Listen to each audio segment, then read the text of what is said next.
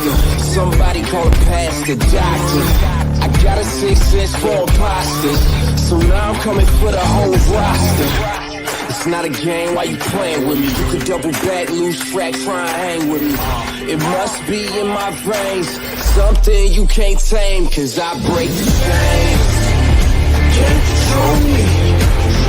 I got the power, I got the keys, cause I break the chains. They try to hold me, I'ma push back, just wait and you'll see.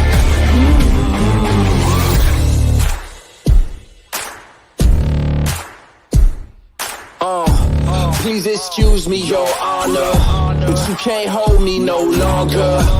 Can't you feel the vibrations? I broke out and left traces. Go ahead, try catch me if you can, man. You'll be looking all night, I'm the Sandman. New York, London to Japan. I'ma show the whole world who I am. Boom, boom, boom. Major look. Once again, thanks for tuning in. You're listening to World Combat Sports. Salute to all the WCS supporters that's out here to tune in to the channel. I know it's not every day, but when you are solo dolo, you have to make time and finish the work and put it out as much as you can in a timely manner. You know what I'm saying? We're going to get to these boxing topics. You see the thumbnail.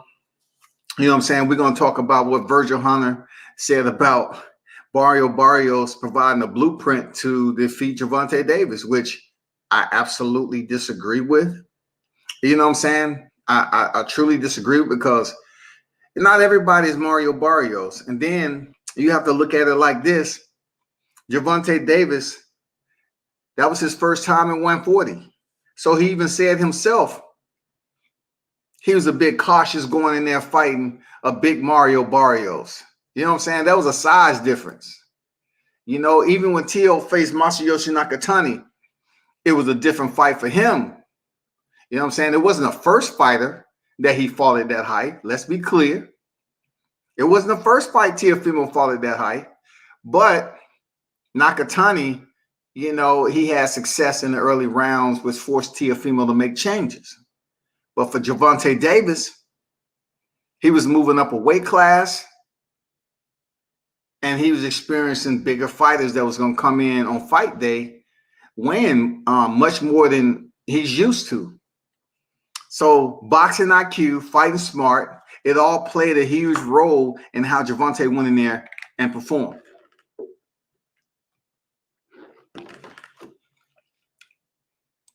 So that was the thumbnail right there. You know what it is, man. He flipped the switch on Barrios' chin and closed out the night. But I want to first of all say that we're much closer to July 24th. As you look in my description, we're 26 days away. And it's all the way important that people, know that July 24th is going down. And it's going to be a huge, epic trilogy between the top two heavyweights in the sport. Deontay Wilder and Tyson Fury. So, if you haven't already made your arrangements, I don't know what to tell you. It's not something that's a hop and a skip away. I mean, the rooms are incredibly expensive right now, by what they was initially. I'm just being honest with you. And that week, oh my God. I mean, I can only imagine what that week is going to be like. If it's anything like what we just experienced down here in the ATL, that GA, it's going to be double that when we're talking about Vegas. Because Vegas, we already know, it's a different type of energy over there. Especially we come up here with, we got the Fury fans, and we got the Wilder fans. Everybody's going to come together. You're going to see the merch. You're going to see everybody repping whoever they came for. But the priority for WCS is to first of all, get as much media as possible, and also let it be known that Team Bomb Squad will be in the building, on deck. You know what I'm saying? That's what it's about, shawty. King Mitch in the building. What's good? Big dog, salute. Everybody, what's good? So tell me this. You heard it. Let me kind of read some snippets of this article that was out. With Mario Barrios and his trainer Virgil Hunter. They say Hunter says Gervonta Davis is vulnerable to pressure. It's hard to say right now, he says. He boxed a good fight, said trainer Virgil Hunter, about Mario Barrios and performance against Tank Davis. I'm very proud of him. He held his own for a while, and he showed toughness and he showed heart. And it's just a growing fight. I agree with that snippet that he put in there. You know, he showed a lot. Definitely showed toughness. Absolutely, he showed heart. I mean, I'm not disagreeing with that. I think it was a speed. I'm sure it was a speed. And he was doing well when he had Tank backing up, said Hunter when asked what the problem was for Barrios. He let Tank come forward, and that confused him a little bit. See, that's why I have just a little bit disagreement with let. You didn't have a choice but to fight a smart fight when you was Barrios.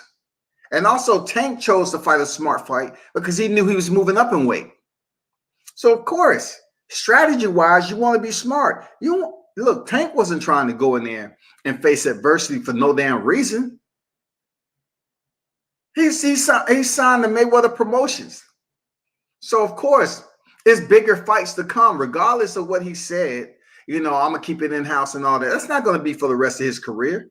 It's big fights out there for Gervonta Davis. So he didn't have a choice, Barrios, except to change up when Tank came forward. Because, listen, I was looking at the whole fight up close through the lens, and he was feeling the power. Barrios was feeling Tank power. Tank was pop-shotting Barrios, you know, trying to set him up, trying to put those traps out there so he can just bring him on. Come on in. And Barrios wasn't biting on it as much. So Tank was conserving energy at that higher weight. He was pop-shotting Barrios. And not until he earned that knockdown, you know, he started like, okay, let me get his timing down. Let me put some combinations together. You know, he started working his magic, y'all. He started working his magic. It goes on to say, you saw for yourself that he was successful doing it. Hunter said about Barrios, showing that Gervonta is vulnerable when he's being pressured and walked down. I think it's a blueprint to follow for somebody on another level, so to speak. We can say another level all day long, right? So if you want to pressure Gervonta, you have to deal with what's behind the door, okay? You want to come on up to that motherfucking ring the doorbell, be concerned about what lies behind the freaking door. It's very imperative that you know that Gervonta Davis is 25 victories with 24 knockouts, y'all. It's been a minute since he went the distance. It's been a minute. 25 victories, 24 knockouts.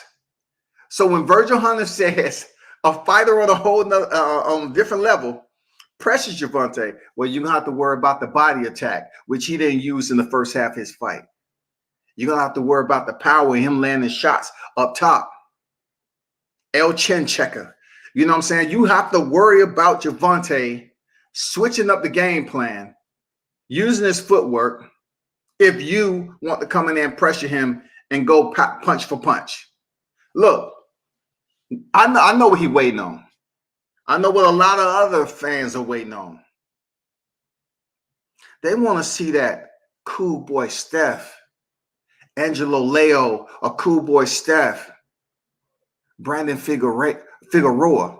They want to see that type of pressure on Tank. They want to see somebody that's working the jab, putting combinations together, going to Tank's body, you know, just really giving him that effective pressure. You know what I'm saying? That present pressure. It's not that easy, shawty. It's not that easy for you to just walk in and do that. It's easy for Virgil Hunter to say, you know, he had a taller fighter. Not everybody is Mario Barrios size. Even at 140, y'all, everybody isn't Mario Barrios height. So, of course, you have to be very smart. Just like he said, I didn't know if he can hurt me. I didn't know if I can hurt him. So he played the role. He went in there and boxed strategically. And we've seen the fight play out all the way up to when he earned the knockdown. When he earned the knockdown, what shot was it? Was it a combination of shots? No. But check this out. When he finished the fight, it wasn't the first punch that landed from the first knockdown. The second knockdown was a punch that was landed up top, but he ended up going to the body. It's very smart to see how Gervonta was applying that offensive strategy of his for the first time in the 140-pound division. It was amazing to watch how smart he was in there fighting. He knows he has power, but he was going in there delegating that power smartly and intelligently. So, you know, kudos to him, man, for going in there. Virgil Hunter goes on to say, right, he thinks a good fight is Ryan Garcia. A good fight, Ryan Garcia. A good fight, Teofimo Lopez. I don't want to be negative about Tank. I'm giving him his due right now, said Virgil Hunter. So Ryan Garcia, Teofimo Lopez. I can understand my right hand, but my right hand don't understand what my left hand has just heard.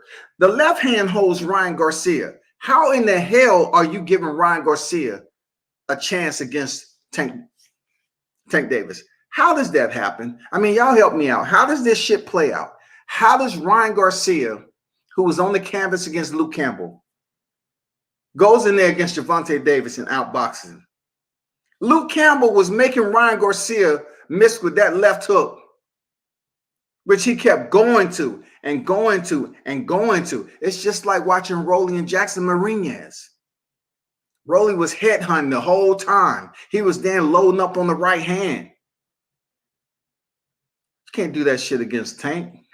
You really can't. To be honest, you can't, bro. Ryan Garcia, I don't know what Virgil Hunter was thinking. I don't know, just because he's with a Mexican fighter. I don't know why he would balance these two on his thought process. You know what I'm saying? Ryan Garcia gets stopped by Gervonta Davis. I think Davis goes in there with an entirely different game plan against Ryan Garcia after seeing him, you know, fight Luke Campbell, the biggest opponent he had in his career. And let's hope that Ryan Garcia is mentally healthy to continue his boxing career. Because the last time I checked, you know, he go from mental health and then he's going to create a movie on the silver screen. Just like I said, he's going to be in Hollywood. So let's hope that he prepares if he's able to call Gervonta out again and he won't be capping. Because the fight fans like myself is pretty damn, you know, irritated and short-tempered when it comes to Ryan Garcia opening his mouth. I never seen a fighter cap the volume for which he was able to do with the big names that he put out there in such a short period of time. I never heard a fighter do that except Ryan Garcia. First, it was freaking Devin Haney on Mike Tyson's freaking podcast. You know, your career would be tainted if you didn't fight him. Cap. He on home. He was capping. He was motherfucking capping, y'all. And then he comes up here and act like he wants to face Gervonta, but then he moves that to the side. It's Pacquiao now. He pretends like Devin Haney is somewhere in the equation, but I mean, he just proved to us he didn't want no part of Devin Haney. He put his attorneys on that. Let them know I'm not about to face Devin Haney. That's what it is. Let them know. That's what I pay you for. Let them know. Tell Team Haney there's no need for them to call me out because that fight's not happening. I'm trying to get bigger fights. I'm trying to get the Pacquiao fight.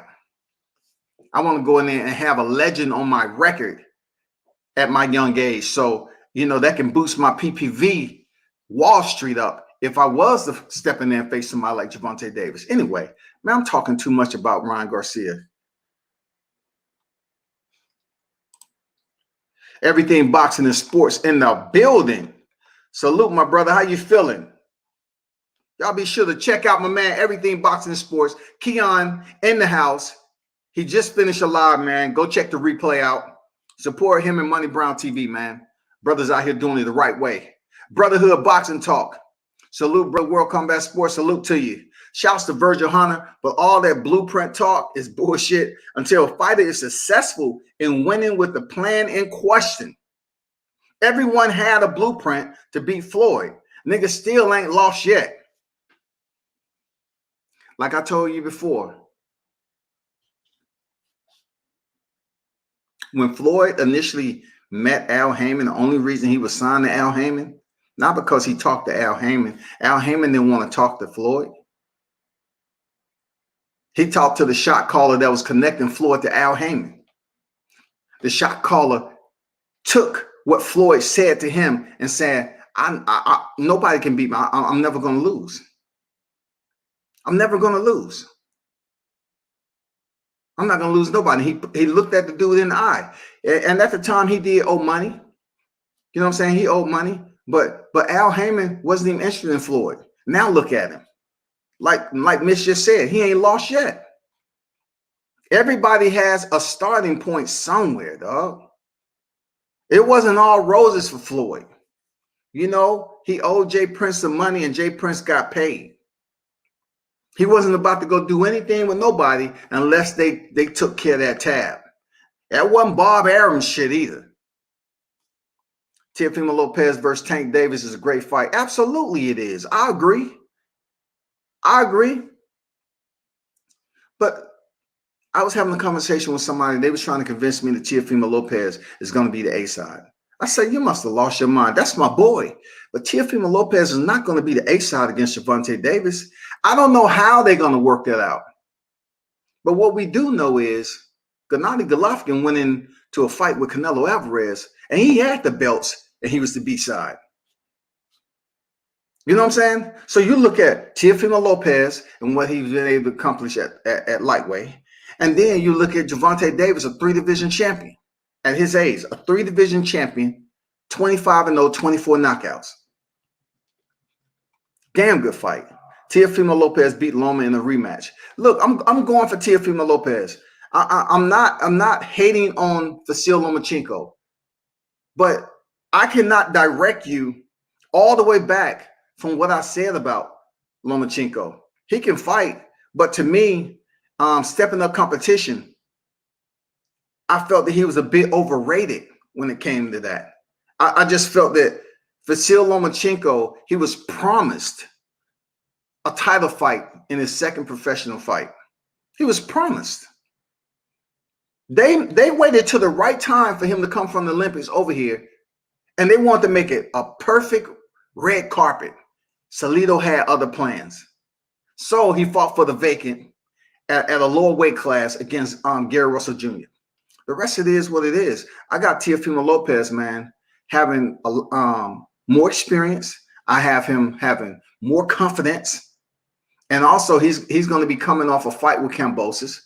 I can't prognosticate what's going to happen in that fight, but I can tell you my money's on Teofimo Lopez. Now, I can't just smooth over his fight against Masayoshi Nakatani. Lomachenko did what the fuck he's supposed to do. He went in there and beat a fighter who a lot of people would say, oh, no, you think don't think you're getting away with it. Don't think you're getting away with it. Look, we got to keep the same energy and we got to stay on code, as Dion say, right? Nakatani suffered a brain injury coming off his fight with Teofimo Lopez, right? Deontay Wilder fought February 22nd, And he has stuff go on with him, injuries, cheating scandal, all that shit, right? Check this out. They say he should leave the sport. He never should fight again. You know, he was mentally depressed and all that shit. But then you get Masayoshi Nakatani with a brain injury. He takes a year and a half off before he comes back and face Felix Verdejo. Nobody said shit. Nothing. I know Teofimo did not stop Nakatani, but I'm saying he had a brain injury.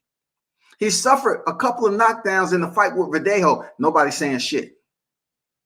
So when Lomachenko fought him, I think he was a damaged fighter. I'm going to be honest with you. I think he was a damaged fighter.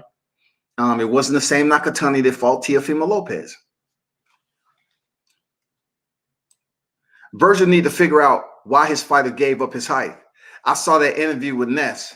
Virgil looked like he was on Adderall and high blood pressure prescriptions. Listen,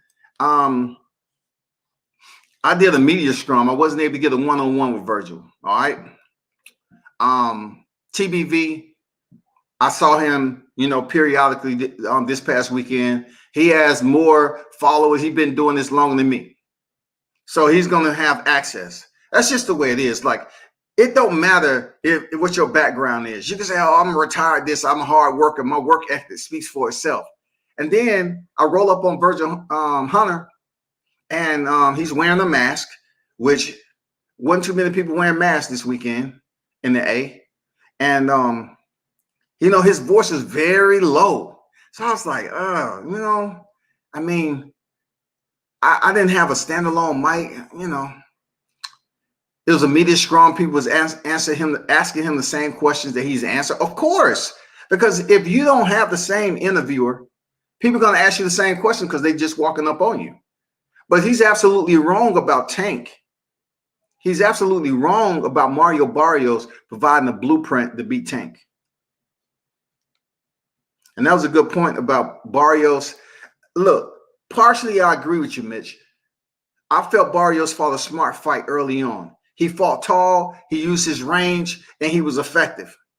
And then when he decided to exchange with Tank, he did it in a way that he didn't overexert himself trying to knock him out.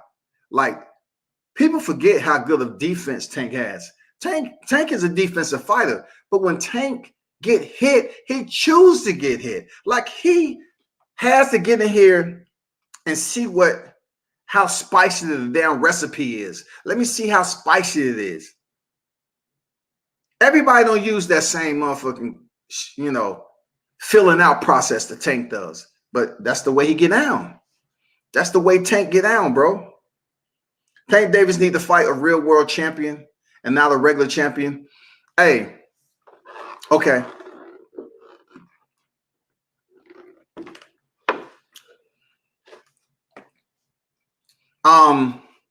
Barrios was a real world champion. All right. Brother Boxing, you have to understand what Floyd said before. He says boxing needs to be cleaned up. It's too many titles out here. Mike Tyson co-signed and said, I think it's good for the sport that it's all these titles out here, right? So we cannot sit up here and be upset and angry about a real champion, so to speak, when you have the WBC diluting what used to be a super title in the WBC. He's diluting it. So you can't say that Barrios, who's a secondary champion, is no less than a champion than those who are actually going through it. Let's just say, for instance, WBA. You got Manny Pacquiao. Is he going to be reinstated? Is he, if he's not? Yordenis Ugas elevated to super champion. Manny Pacquiao put in recess for whatever godly reason that was. Now the juggling codes, you know, is he going to be reinstated or not? But the whole point is, if you have the WBC doing their shit, and then the WBA has the WBA Super, the WBA, you know, you have the interim, you have the regular, and you have the gold. Barrios is a real champion. Real talk, you have to respect that shit. It's boxing. It's a good point. Good point.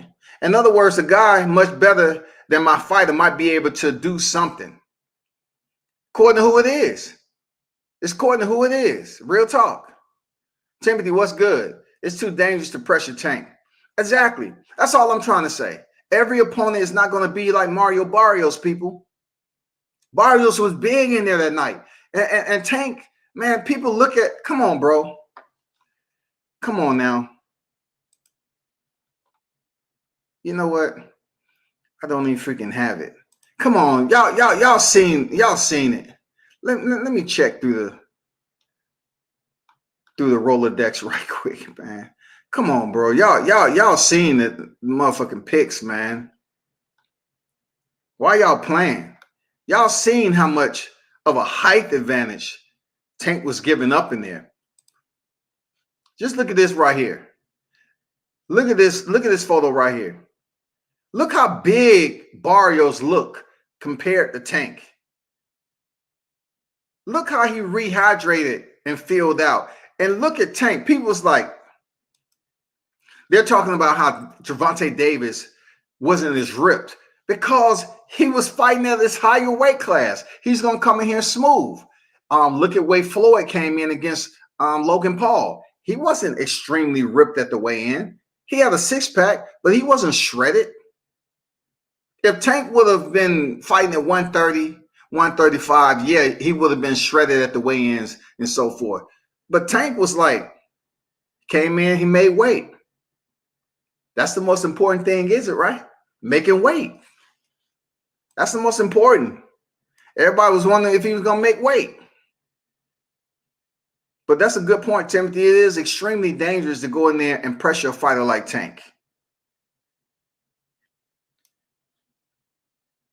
And if y'all haven't did it, man, be sure to check out Everything Boxing and Sports, putting out the fire content, man, and QOS, as we call it in the military, quality of service. And in this particular, YouTube shit is QOC, quality of content. Go out there and check him out. Subscribe to his channel, man. Appreciate the support, brother. Snowball chance in hell. Tank Davis is going to kill Ryan Garcia. Hey, man, just like somebody said earlier, maybe Virgil Hunter was on that Georgia Molly.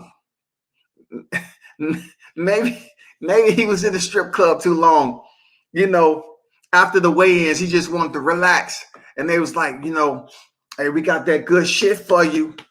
Do you want some? We got that good shit for you, Virgil. I see you back in the cut chilling. Let me give you this right here. Just take one of them. One of them. That's all you need. You know what I'm saying? He might have still been buzzing from the night before. I don't know, man.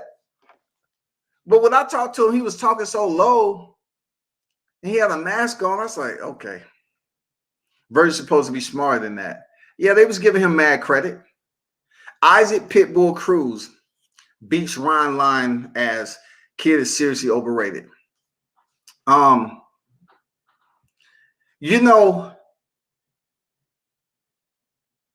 He will have success against Ryan for sure. It's just all about if. I don't know, man. When it comes to Ryan Garcia, I can't give him too much airplay because a dog, a pit bull like Cruz, going in there against Ryan Garcia, and if Ryan isn't able to sting him, hurt him, anything like that, if he don't switch up from that left hook to the head and go to the body or anything like that, he gets stopped. Now, what a good fight would be, but he doesn't have any Wall Street in boxing in that division, is him and Tank. That shit right there, dog, with Cruz's gas tank. Oh, that'd be a good fight. And in about 5 years.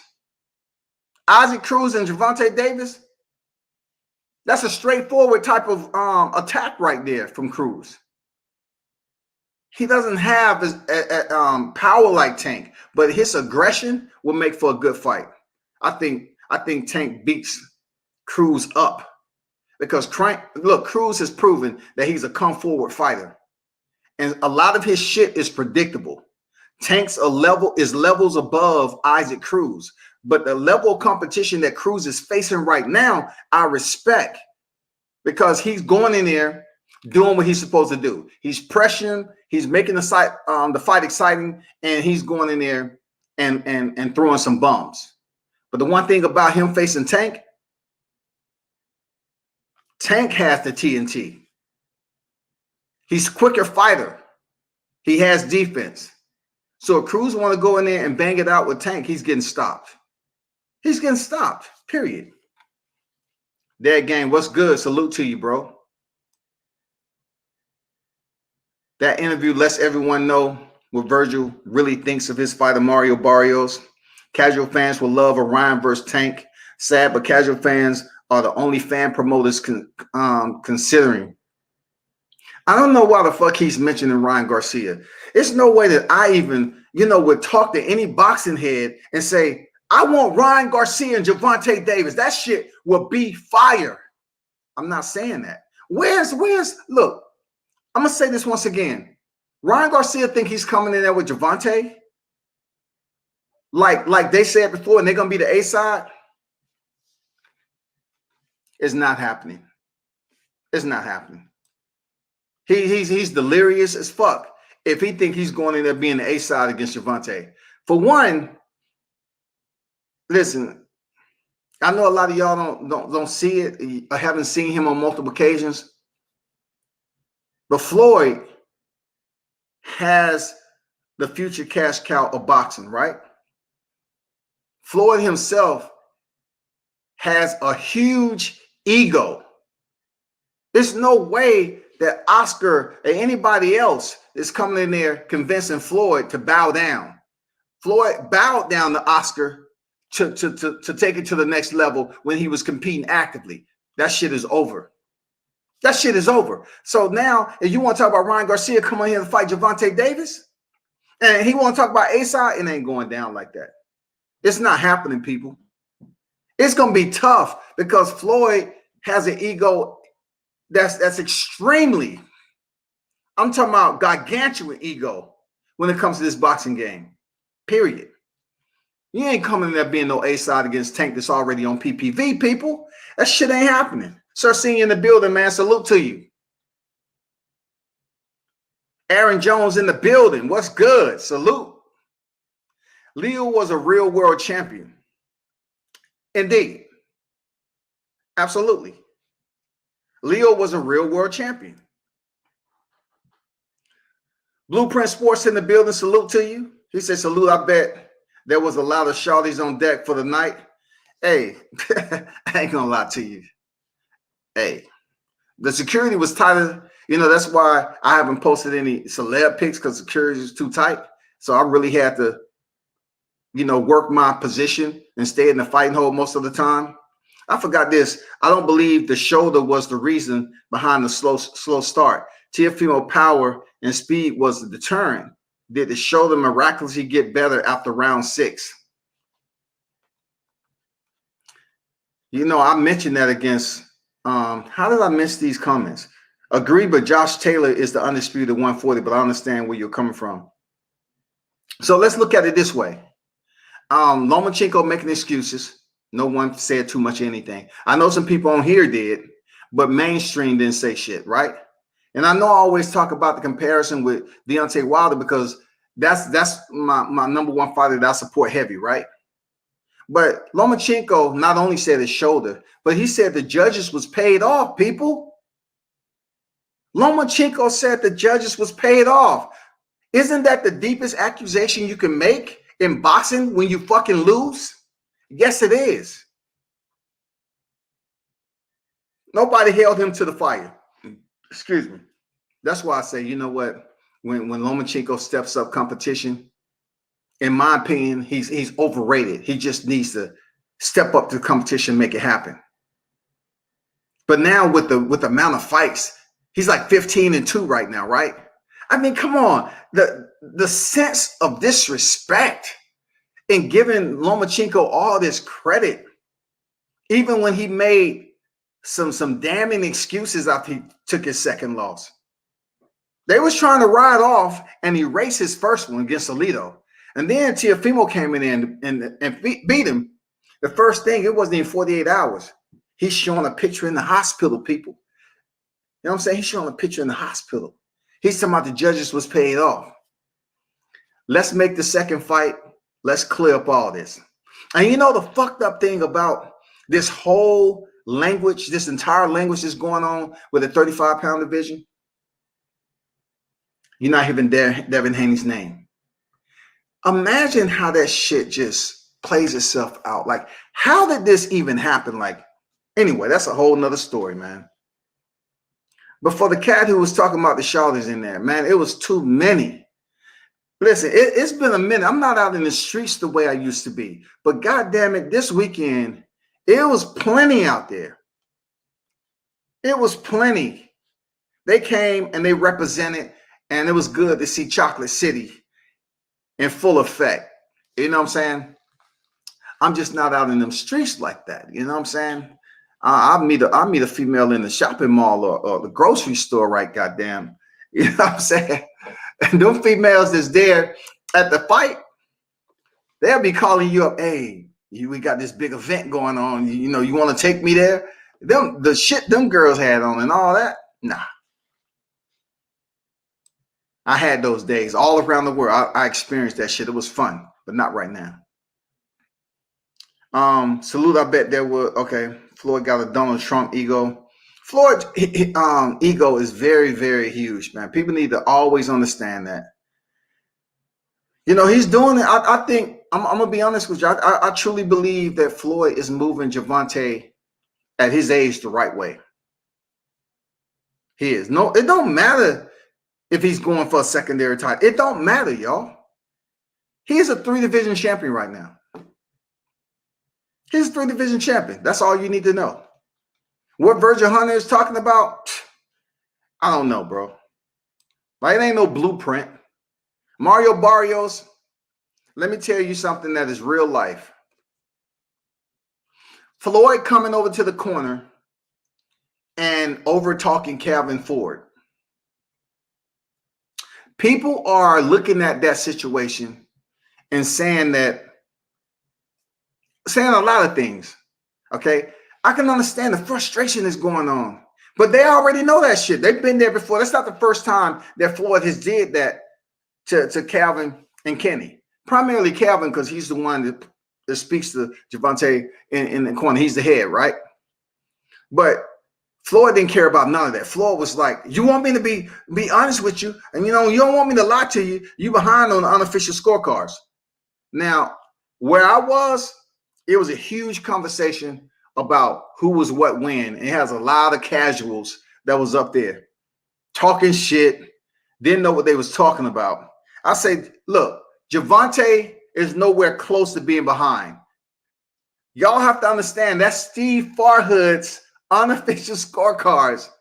Gervonta is nowhere close. This fight isn't close, y'all. Let's look at how many unofficial scorecards are not even close to the official.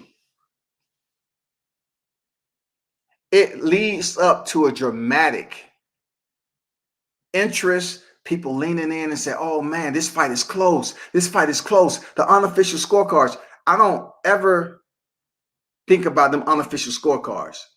I always go back to Andre Ward recently. I don't pay attention to that shit.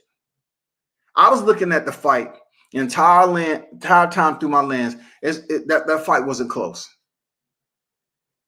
At the time, Floyd was telling Calvin Ford that the fight is close. This and that. You want me to be honest with you, right? It wasn't close. But it was a distraction. I was like, oh my God, bro. Like, man, that's what. I can't even, speak on it because I've never been in the corner of a fighter. But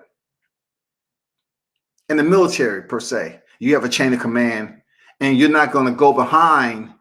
If you are a lower rank, you're not going to go up there and cut a senior ranking, whoever that may be, off, and you're going to overtalk them unless that's what they know you to be. And you know what I'm saying? They feel it's okay. It's just not going to happen. And Calvin Ford and Kenny Ellis has been with Gervonta Davis since the AMs, y'all.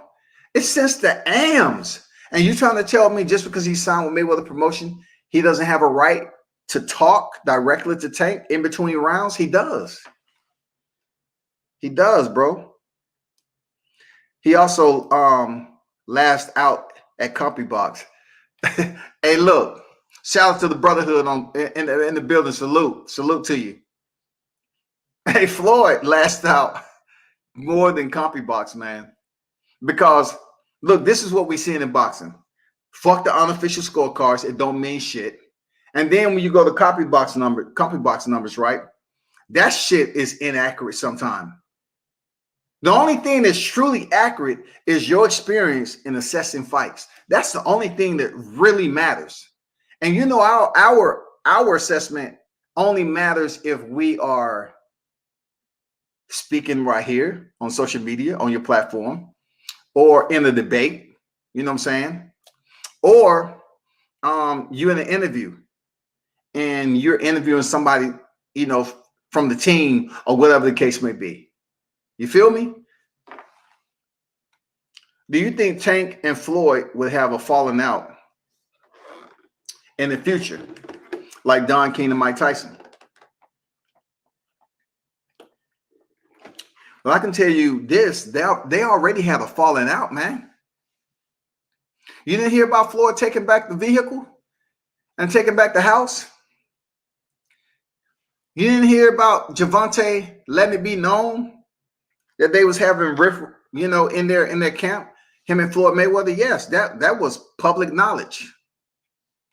Somehow along the way, after Floyd wanted to throw Gervonta in there with Lomachenko, somehow it became amicable. I don't know who were the voices or the mediators that brought them two together, but now the respect, Gervonta was calling Floyd Mayweather sir.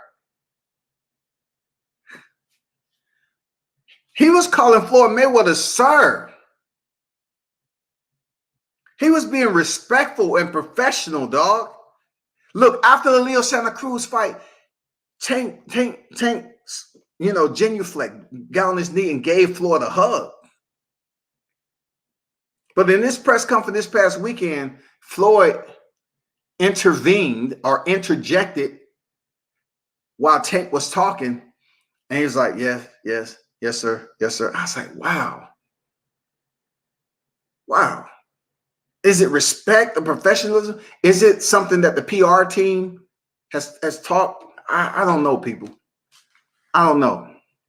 Because from what I hear, I heard that Tank has gotten into arguments with Floyd Mayweather. He has been in arguments with his team before. I mean, it is what it is. But in front of the cameras, Gervonta is being extremely respectful, dog, to Floyd. I don't know about everybody else, you know what I'm saying? But to Floyd, you know what I'm saying? That's a good question, man. Real talk. Because we don't know how long Gervonta Davis is knotted up in a contract with Floyd Mayweather. Right now, all we know is PPV-wise, he's a future cash cow in the sport. He is. The arena was fucking packed. It was so many black people up in there. I was like, damn, it is black people who support boxing. You know what I'm saying? It was good to see that in a city where boxing isn't thriving. It has some young lions that's coming up in this city that's in the gym training hard. But as far as big mega fights that come to the ATL, it just doesn't happen often lately. You had Gervonta down here in 2019, and then you just have him come back in here June 2021. So what does that say? That shit is few and far between to us get at least 2 to 3 big fights down here. Like, they don't look at Atlanta as they do Vegas, NYC, Florida. You know, it's fights that go on in South Carolina, but not on the biggest level, bro. Like, we have the venue for it. Mercedes-Benz Stadium, Triller was in Mercedes-Benz Stadium, and they use less, fan-wise, they probably use less than a quarter of the seating to put on their event. The rest is scalpels for the concert performing, Justin Bieber and all the other artists that was there. Mount Rushmore, Cube, E40, Too Short, Snoop, all them. And then the ring.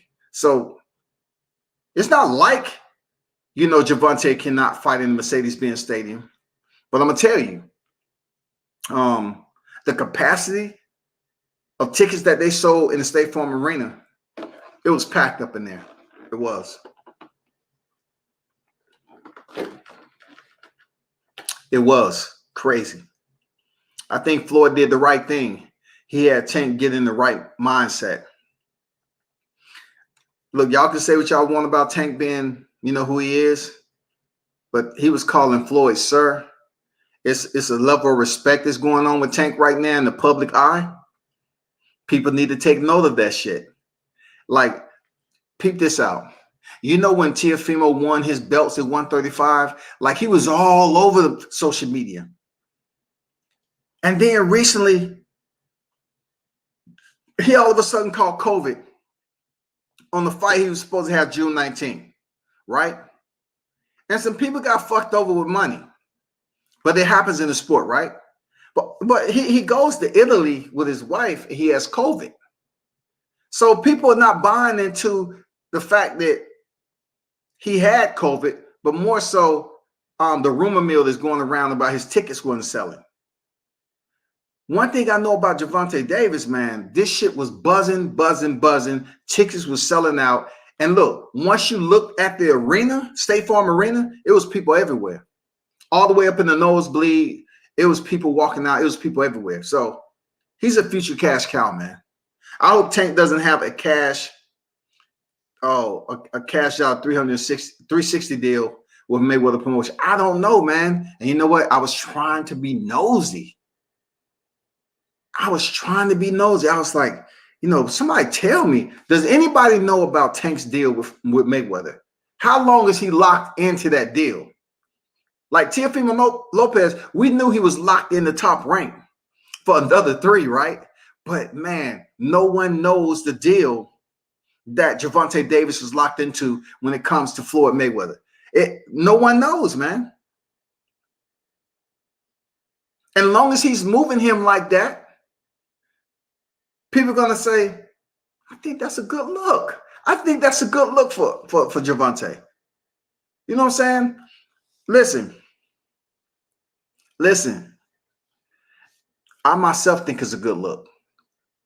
Because listen, I know Floyd Mayweather doesn't have a perfect track record with his fighters in producing world champions like that. Just right off the, just having a huge stable. Boom, boom, boom. There's promising talent that turn professional and they don't sign with Floyd Mayweather. So if we are to assume Gervonta is signed with Floyd Mayweather, he has to be coming out with a certain percentage. That's only my assumption. I don't know that. But there's a lot of fighters that was good that did not sign with Floyd Mayweather. So it has to be a reason they're not signing with Floyd Mayweather.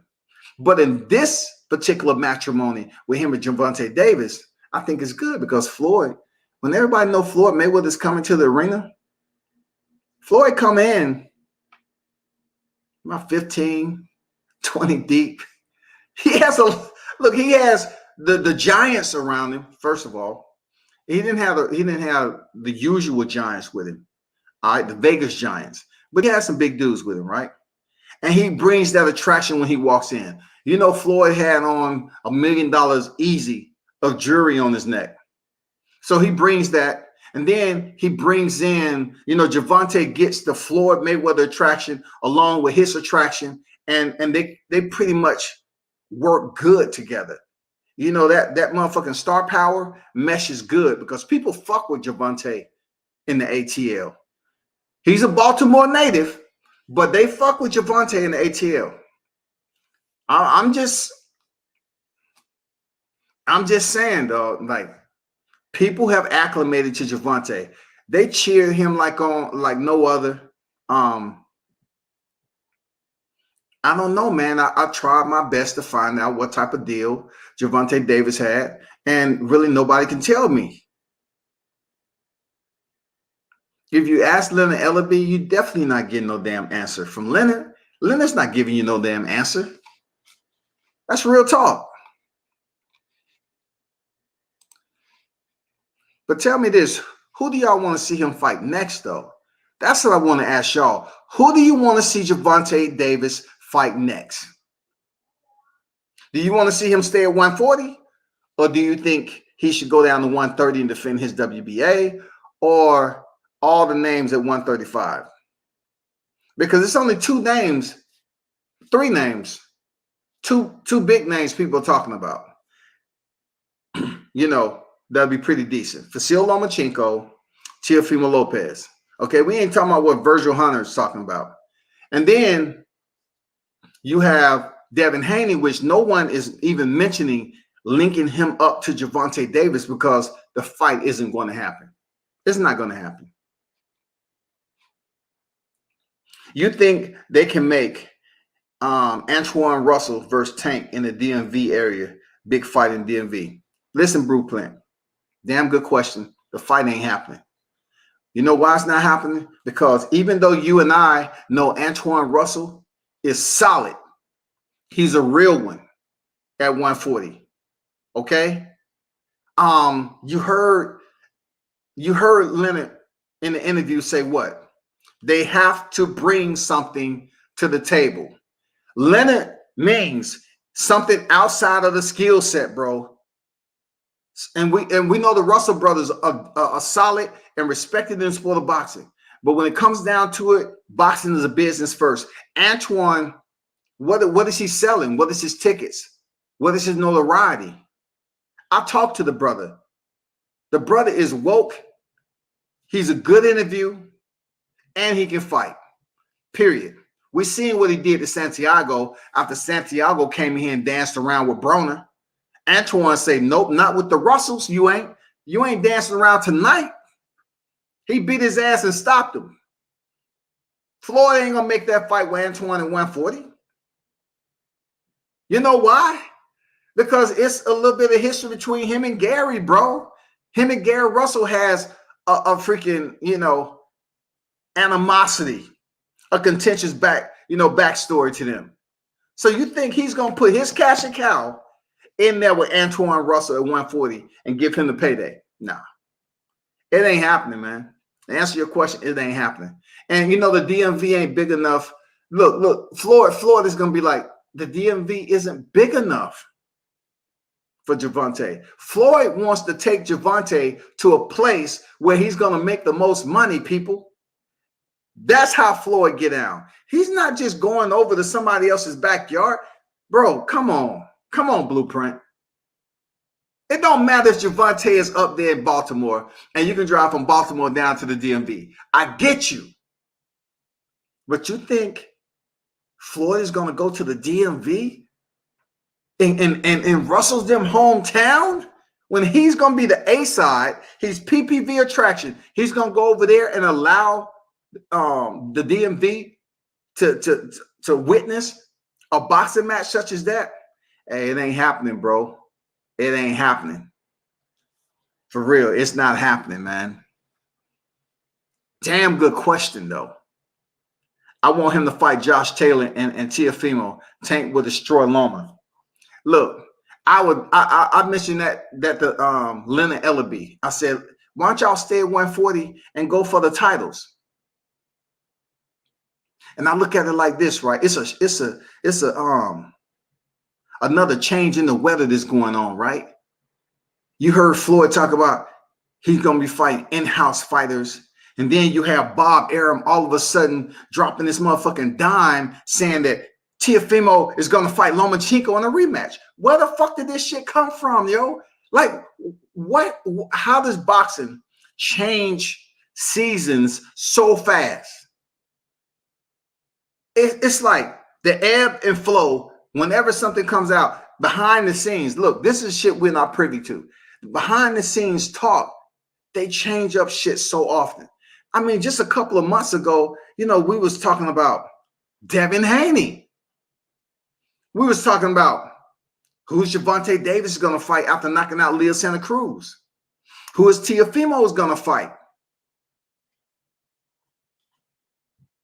Now it's all about Teofimo 2 postponements, June 5th and June 19th. Now they're supposed to fight August 14th. And people say, okay, he get past Kambosos. Definitely he fighting Lomachenko.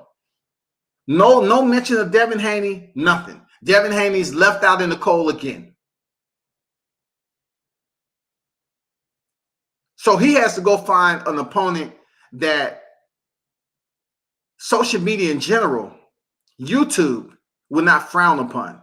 Like, listen, regardless of the communication gap between me and Bill, it's not personal, but a part of me is feeling they struggle a little bit, right?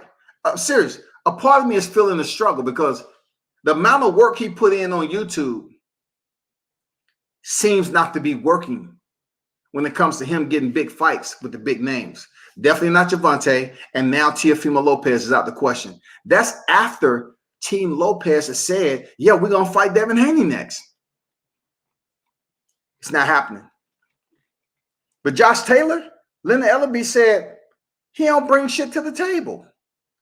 They're all about fluffing the pillow with $100 bills. That's what Floyd Mayweather is. They're all about money. You have to have some value to your name. That's it. The only one that brings something for Tank is Ryan. Popularity contest. Then, yeah. When you're talking about popularity contest and his so-called 8 million followers, absolutely. Ryan Garcia is the man when it comes to that. Even Tank Davis has mentioned that he's cool with fighting Ryan Garcia. Because the black fighters this day and time always want to match up with a Mexican fighter. And then you take Ryan Garcia, right? This is the bad thing about the sport. This is the blemish that it has. Ryan Garcia gets praised by getting off the canvas and stopping his opponent. You know what I'm saying? He gets praised for going through that adversity. But other fighters may not get the same praise. But not only is Ryan Garcia getting praise, but they're talking about him stepping in there with Gervonta Davis. It's all about the followers. But we know deep down inside that Ryan Garcia gets destroyed. He gets destroyed. Period. Forget anything else. Ryan Garcia will bring the following. All the Mexican fans would show up. Hey, he has a chance. See, amigo? ¿Te entiendes? Garcia. You know, they say he has a chance. He does have a chance. You know, I mean, he has a chance like everybody else has a chance when they answer the first opening bell. You know, he has a chance. He has a chance, man. If you saw Luke Campbell, slow-ass Luke Campbell, slip that left hook, what do you think Gervonta's going to do? What the fuck do you believe what's going to happen to Ryan Garcia once Gervonta land flush on his chin? Night.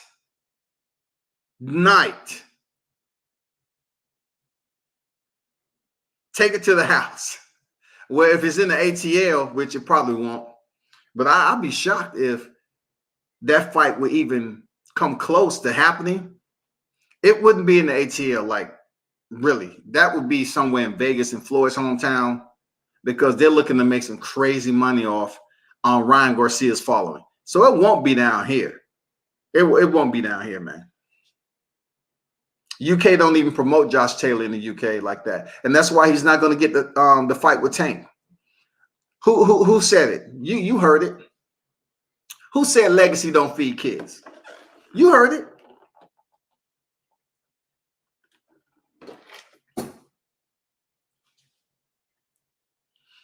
Legacy don't feed kids. Paychecks and money feeds your kids. Generational wealth feeds your kids, man. Tank needs to whoop Gary Russell Jr. ass in the Ravens Stadium. Look, when they mention Gary Russell, salute to Mr. Gary Russell. Much respect to him. But he's not going to get Gervonta Davis fight because him and Floyd, they have a bad relationship. You know, Russell's been on record as calling Floyd a bitch. It ain't happening, y'all. It ain't happening. And you know, he has Ray Vargas coming up, don't he? It would be legendary if Tank beat Josh Taylor for all 4 belts, move back down, and beat Teofimo Olomo for 3. Okay, I get it. And shout out to the Boxing King Archives. I get it, bro. Hey, I totally understand what you're saying. That shit right there, that shit would burn down boxing. Gervonta Davis would be so hot, nobody could be able to touch him. If they went by that narrative right there, if he was to go up there and beat Josh Taylor, right? Let's just say he pulled off an Errol Spence and went to Josh Taylor's backyard. Just say, for instance, Floyd, say, you know what? Fuck it. Tank, do you want to go over there across the pond? Boom. Go over there, beat Josh Taylor. It'll be a tough fight because Josh Taylor is not Mario Barrios. Let's get that straight. He go over there, boom, he beat Josh Taylor. Stop, drop back down, he get a heavy fight. Per se, Teofimo Lopez. Another person who has belts, right? It's a fantasy bout. It's a fantasy transition times 2. When you're talking about him going over there defeating Josh Taylor and then dropping 35 and defeating Teofimo Lopez. That's fantasy. But the shit is fire. Because no one will be able to touch Gervonta after that. Nobody. You have to be a big name. I'm talking about, like, listen, you know, when Floyd sit up here and say, we're going to fight in-house, like, people looking at in-house and say, those are not top-tier fighters. Of course. But it's all about you fight some killers, so to speak, for the belt, and then you build your resume. Just say Tank becomes 30-0, and then he fights a big name in between that. Maybe, you know, he's 25-0 right now. Out of the next 5, he fights another killer.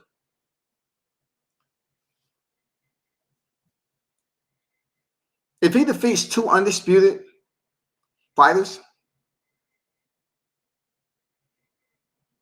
he can't be touched. Pound for pound list, top 3. He can't be touched. I don't care what you say. Undisputed in 2 weight classes as a male. As a male, he's top 3 pound for pound.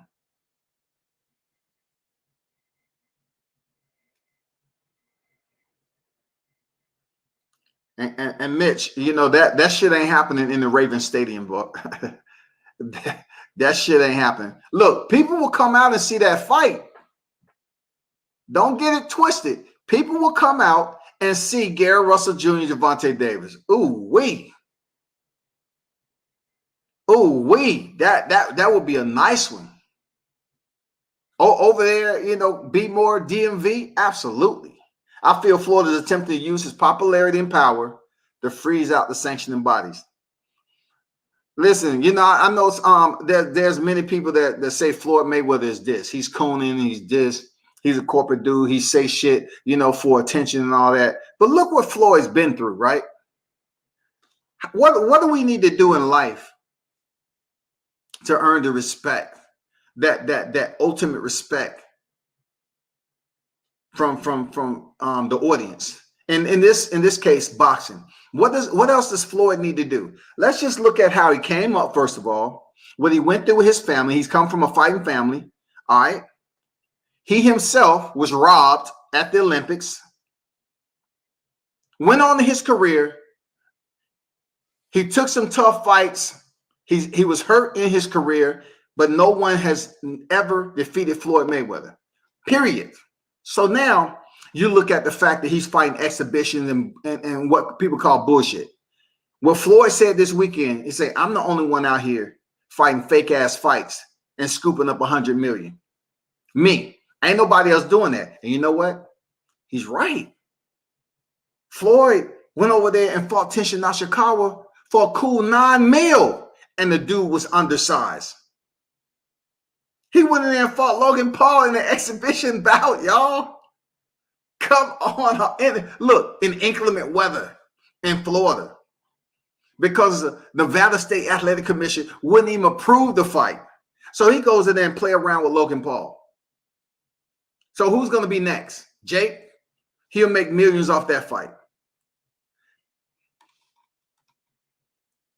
What does he need to do? Floyd has did it all in boxing, and then people still mad at how he moves. I'm not this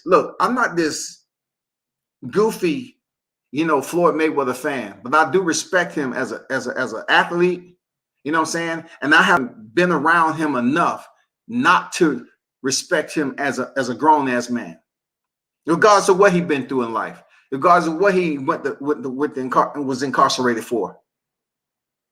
Living the life on the top, you have to go through so many changes, and you have to, in his case, you have to live this certain lifestyle. You know what I'm saying? And the lifestyle for Floyd Mayweather is wealth, affluency.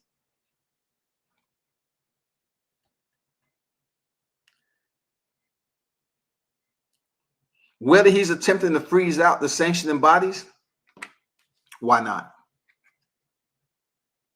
What's wrong with that? He loves the WBA right now. You know what I'm saying? Floyd loves the WBA, shawty, for real. It's strategically going to come to fruition. Just give it time to materialize. This shit is going to happen when he's going to fight for some other belts.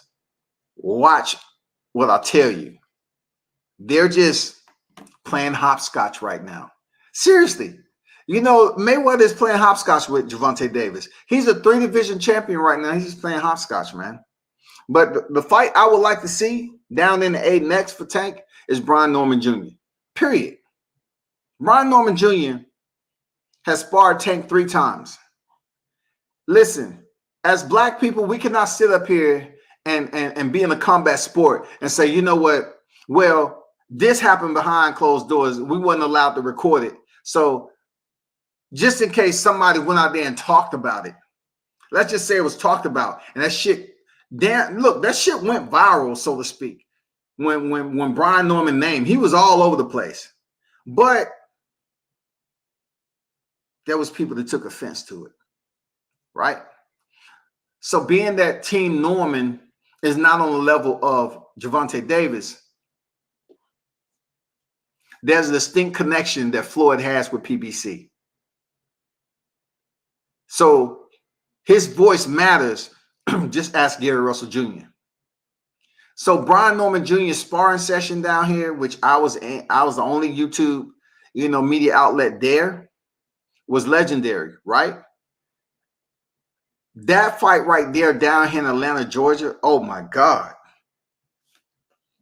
It does higher numbers than Mario Barrios. And Brian Norman will be challenging for the title. Seriously, at 140. It breaks 16,000 easy.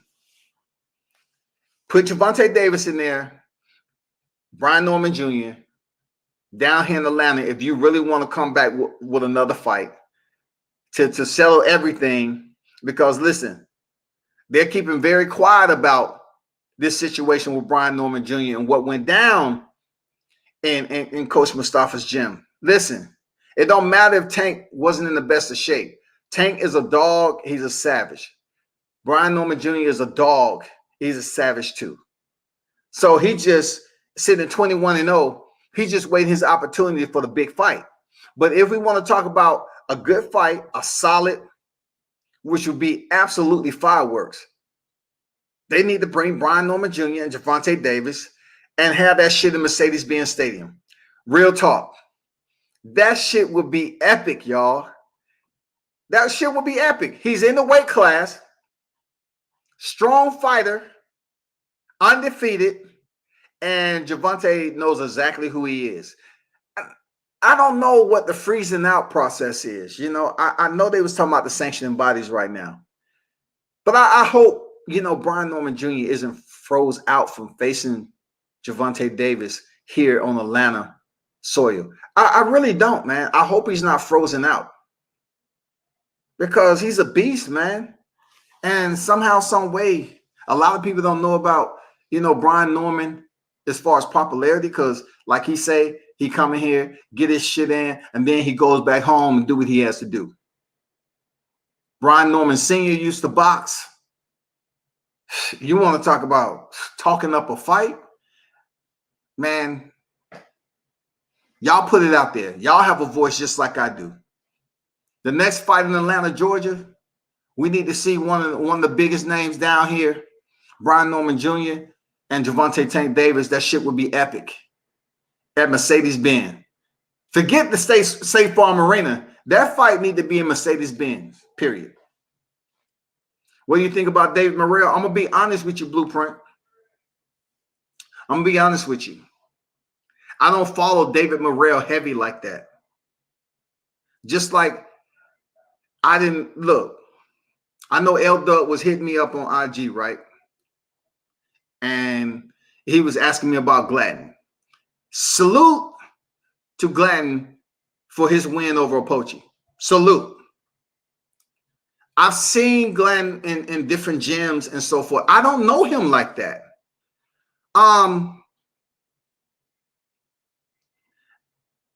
When I did see him, man, it's one of those deals where he was with his coach, and I don't know him like that. That's all I'm gonna say. I don't know him like that. I just don't know the brother like that. Even though he's around here in Atlanta, that fight last night. Damn, I was on here doing that fight. It's not that I didn't think it would be a good fight, but I was doing some shit. I was editing some stuff, and I was still putting some stuff out. I can't watch every boxing match and put shit, wait till Tuesday, Wednesday to put stuff out that happened on fight weekend. You got to hurry up and get this shit out if you don't have a team. D Hodges in the building. What's good, OG? How you feel, bro? Say what up, World Combat Sports in chat. I don't think Gary Russell has the name either. I just think Tank needs to whoop him. Gary Russell has to the hardcore boxing fans, he has a name. He's the longest reigning world champion in the sport right now, right? He has a name to the hardcore fans there, Mitch. People know who Gary Russell is. They know who his family is. He has a freaking name. But when it comes to doing more for the sport, taking on the big fights, that is somebody who's been frozen out. I'm going to be honest with you. He's been frozen out. He's been frozen out. Do you know the hours that went into the YouTube hailstorm that happened over a month of us? Look, us being subjected to Devin Haney potentially fighting Gary Russell Jr. And I'm saying to myself, I'll tune in, but this shit ain't happening. This shit ain't happening. It's not happening. It went on for like a month, didn't it? Bill Haney was everywhere. Batman. Man, it was so many people talking about this shit. I knew it wasn't happening. I absolutely knew the fight wasn't happening. But the amount of effort that YouTube invested in talking about Gary Russell Jr. and Devin Haney, for that shit to just fizzle out and nothing came of it, man, we need to see that. Listen, Devin Haney is out the equation when it comes to Teofimo Lopez, next opponent after Kambosos. We need to see Gary Russell Jr. or something. Let's make Gary Russell Jr. Let's fire up that shit again. Let's get Gary Russell Jr. and Devin Haney. Let's go. Because look, who else is Devin Haney going to fight that's above Jorge Linares? Like, let's be honest. Jorge Linares was who he was, and he was a common opponent of who? Vasil Lomachenko. Right? So where does Devin Haney go from there? We don't want to see Devin Haney and Masayoshi Nakatani. Get that shit out of here. So does he fight a common opponent, Teofimo Lopez? Because that's really the person he was chasing. We don't fucking know. But Gary Russell Jr., let's see him move up. Let's see him face Devin Haney. That'd be great. Oscar Valdez has the last name to get a Tank fight, but he's with Top Rank. so we can cancel that shit. Yeah. Oscar Valdez, Gervonta Davis, unification at 130. What? What? Absolutely.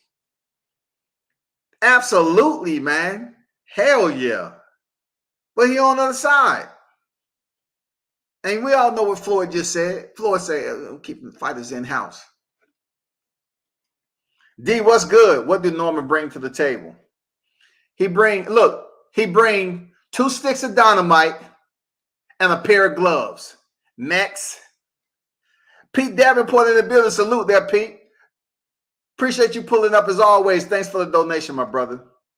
He said, showing a little love to the big bro world. I appreciate you there, Pete. Real talk. Salute to you. Support is always welcome, my brother. Hopefully everything's going great with you, bro. Aaron said, facts. LOL, that was a mess. And I knew that Russell versus Haney fight would never happen. Let me ask you this there, Aaron.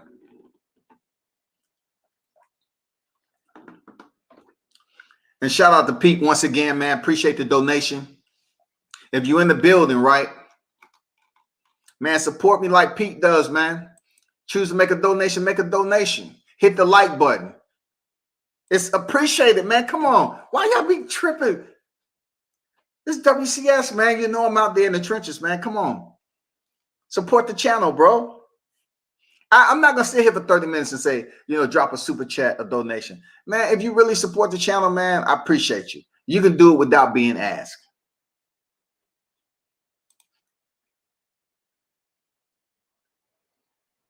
So let me ask you this, Aaron. How much time in your life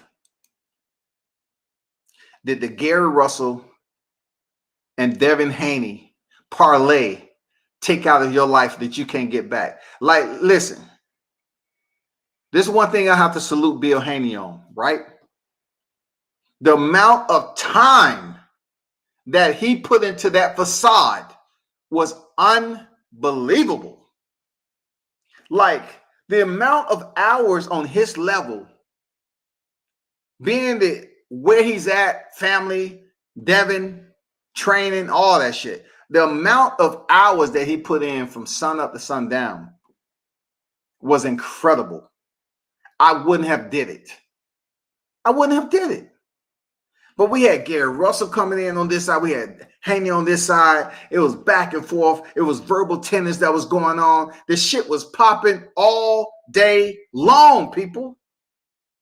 Nothing fucking happened. It was disrespect. Oh my God, it was fucking disrespect, dog. And we truly believed this shit was going to happen, man. We truly believed that shit was going to happen. We thought we was going to see Gary Russell Jr.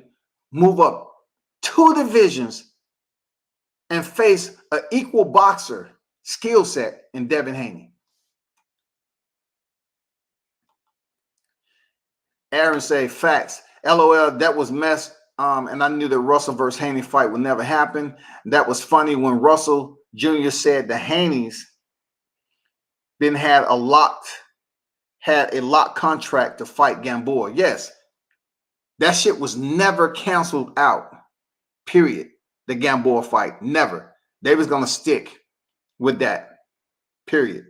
D. Hodges, Haney is too big for him. D. Hodges, come on now. I know you, Team Haney, sort of, kind of.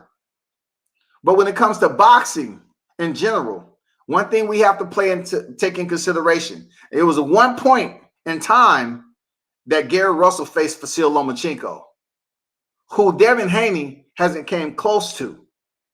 Devin Haney hasn't came close to facing Vasil Lomachenko yet. So for Gary Russell to put on some muscle and move up to 35, did we not just see Canelo Alvarez face Callum Smith? Did we not just see Gervonta Davis face the bigger opponent in Mario Barrios? So you can't say that Devin Haney too big. Devin Haney is not muscular and huge. We're not talking about what they used to say about Jarrett Hurd. You know what I'm saying? We're not looking at it like that. We're not. We're not looking at it like that, man. They were saying he was the bigger fighter in there against Luis Arias, right? And we seen what Arias did to Jarrett Hurd. Pete Davenport, man, with the dove in the building. Appreciate you once again, my brother. Salute. Thanks for the donation. It's much appreciated. Appreciate your support.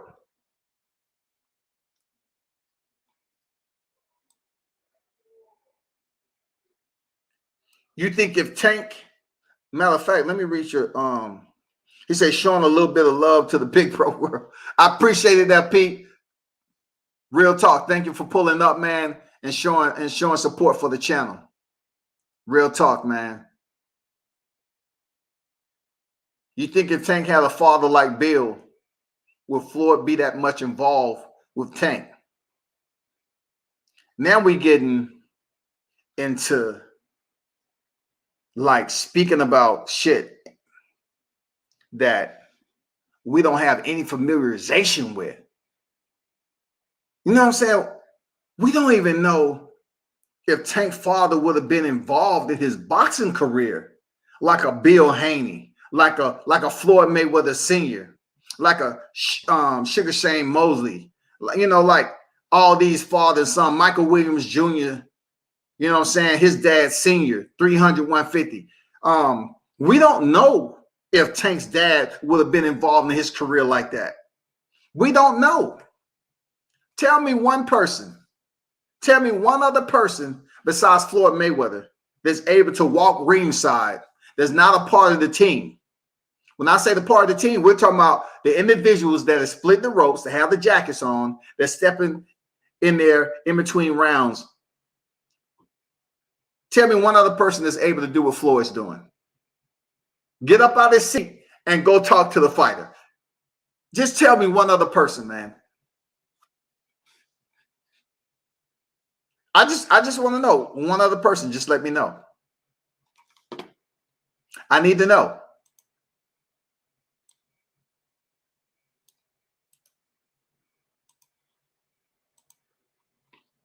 Just let me know one other person. Because Floyd gets away with absolutely homicide when it comes to that shit. Don't nobody say anything to Floyd. Don't nobody say anything to Floyd. Tell me one other person. Now, we can ask like who would say what when it came to Tank's father, but everybody's father is different when it comes to the sport. And then people look at Floyd Mayweather and how much he is involved in speaking in Tank's corner when he has a team that goes in there and split the ropes. We don't know if Tank's father would have been the one inside the ring. We don't know if he would have been a part of Tank's career. We don't know that. It's tough, bro. It's tough. For those of you that want to donate, man, hey, I put the Cash App up there if y'all want to donate. You know what I'm saying? And once again, you know, salute to Pete, man. Salute to the ones who fuck with WCS. I appreciate you. Man, they use Gary Russell Jr. and Batman to promote Haney for another fight, Gamboa. Absolutely, bro. Absolutely. I mean, when you say used, I think a U should be on the back end of that too. It should be USEDU. You know what I'm saying? Used you. That's exactly what happened. Used you. Because everybody that was tuning in, and including myself, was used.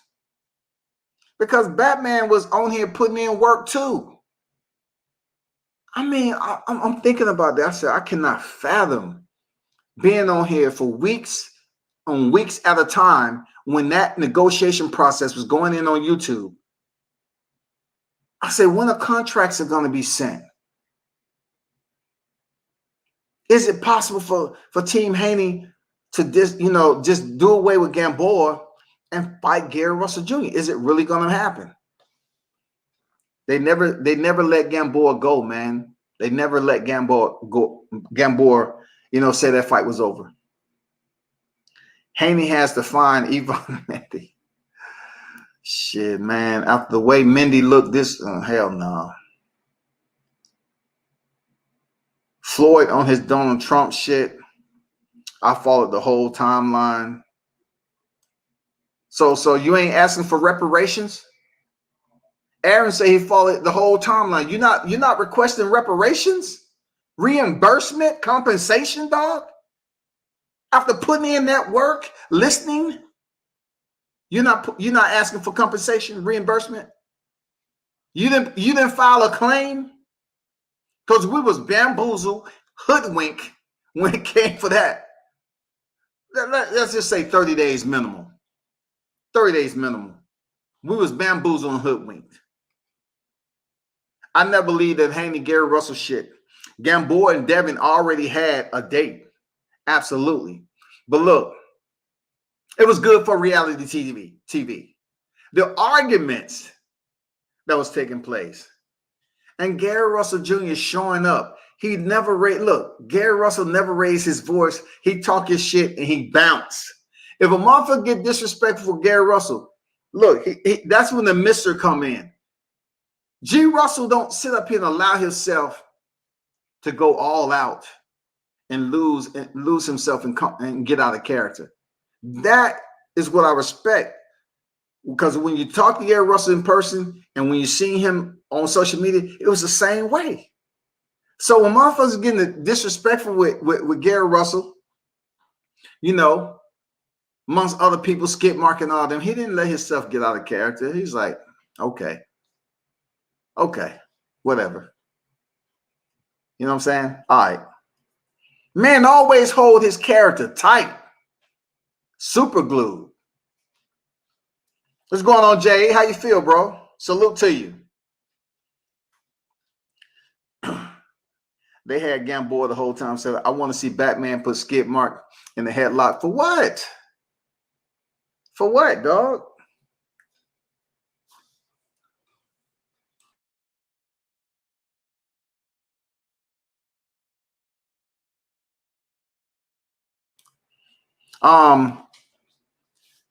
I don't know why you would want to see Batman though. Like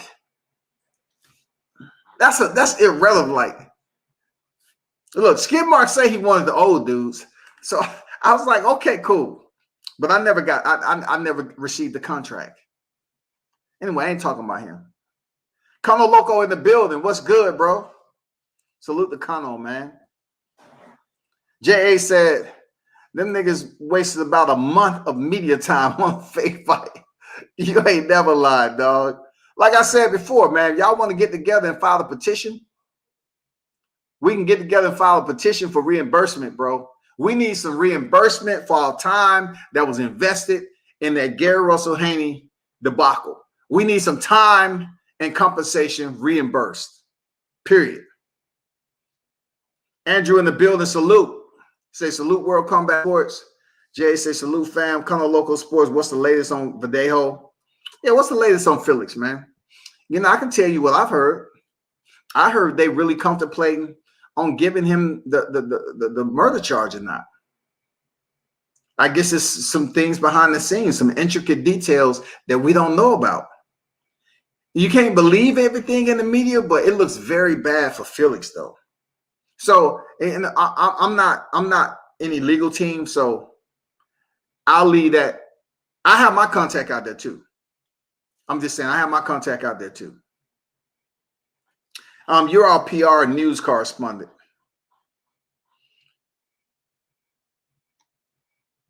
He said too much to type. Okay, that's what's up. Hey, what's the deal on Errol Spence and Manny Pacquiao situation? Because it's been brought to my attention that it's somewhat of a rift that's going on. Listen, wasn't Manny Pacquiao somewhat criticizing Floyd Mayweather for fighting, supposedly for money at his age, going in here, doing something Manny Pacquiao haven't been able to do? Wasn't Manny Pacquiao dropping those H bombs? You know what I'm saying? He was dropping those H bombs. It's called hate on Floyd Mayweather. Now, Just like Gennady Golovkin wants Canelo Alvarez, I believe Manny Pacquiao wants Floyd Mayweather. I believe the Filipino boxing nation wants to see a Manny Pacquiao and Floyd Mayweather again, right? But with all Manny Pacquiao's been able to accomplish his career, 8 divisions, y'all. Why would he be in a situation with Paradigm Sports? Why would Manny Pacquiao, look, check this out. Let's use something more than common sense. Let's just bump it up a notch and use logical thinking, blend it in with an intelligent process to get the results that we want, right? So Manny Pacquiao, let's just say he has a $3.3 million deal that was advanced to him from Paradigm Sports. 3.3, right? People die for much less money. So therefore, if you were supposed to fight Mikey Garcia and somehow, some way, nobody didn't warn you ahead of time, say, hey, Manny, pump the brakes already. I know Mikey Garcia is who he is, but he ain't Errol Spence. So somehow, some way, boxing, changes directions all the time. Somehow, some way, Manny Pacquiao put away that. He just gave that the Heisman. He said, nah, we ain't fucking with Mikey right now. We definitely want Errol Spence. Because Mikey Garcia, man, come on, man. Let's be honest. Mikey don't sell no tickets like that. He's not a household name. He barely has a personality, dog. The best thing on Mikey Garcia is, first of all, he's a 4th-division champion, and his hair. That's fucking it. So when the situation arose with Errol Spence Jr., you thought you was going to sever a contractual agreement? Have we not seen what happened during the pandemic with Deontay Wilder in arbitration? So you're trying to tell me if they advance Manny Pacquiao 3.3, he's just going to sever that contractual binding agreement and go over here to Errol Spence and like nothing's going to happen? Like, it's nothing going to happen. Like we saw the shit happen with Jerome Ennis with Victory Boxing Promotion. Chris Menendorf, the shit was in court that for a minute, Jerome Ennis wasn't fighting like he doing now because they was going through legal shit behind the scenes with Chris Menendorf. They was trying to say, well, he's with Cameron Duncan, but when it comes to Chris Menendorf, Jerome Ennis signed a promotional deal. So let's roll this back to Manny Pacquiao. If Manny Pacquiao accepted a 3.3 advancement, that's million, and he felt that Mikey Garcia was that guy, then guess what else they had planned for Manny Pacquiao? For him to face Conor McGregor.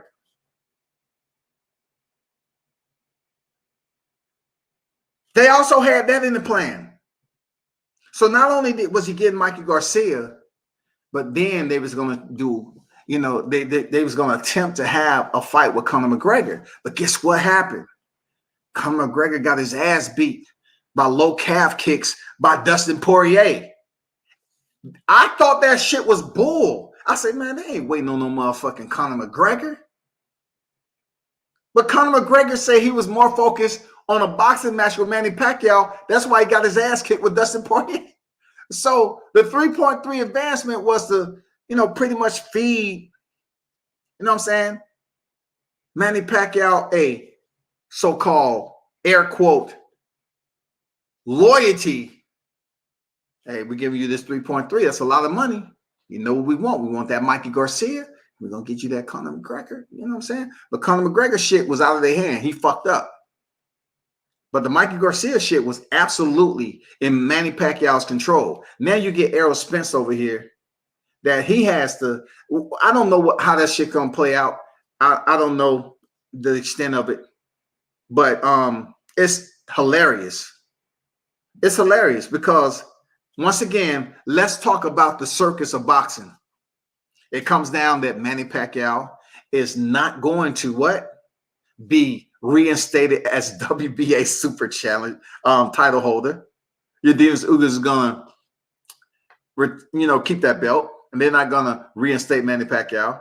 And then this damn Paradigm Sports shit comes on deck that The fight is being, halted right now. What is this about, man? Why is boxing so disorganized? Why is it just all over the place, man? It's so discombobulated. It's been in existence too long for boxing to be going through this shit, even with fighters making decisions like this. It should be more structured business-wise, so it can be more smoothly transitioned business-wise for these fighters, so they won't make mistakes like Manny Pacquiao. Manny Pacquiao's a motherfucking 8th division champion. He's a Hall of Famer right now, dog. He's trying to step in there with Errol Spence and get his ass stopped again. But the knockout came early because Paradigm Sports say you have a $3.3 million obligation and you ain't getting away with that. That fight with Errol Spence ain't happening.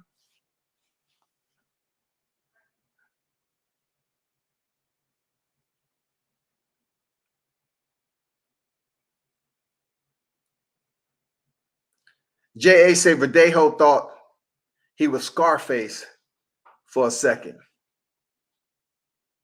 Look, I try to tell people about Felix Verdejo. I say when people go to that extreme to dispose of a body, and we're not talking about just a simple murder, we're talking about binding of the hands, and we're talking about attempting to place cement shoes on a body, dump them over in the lagoon, and rain down shots to make sure. And they still float up. Her body still floats up and they found it. That's something I don't even want to joke about because she was pregnant.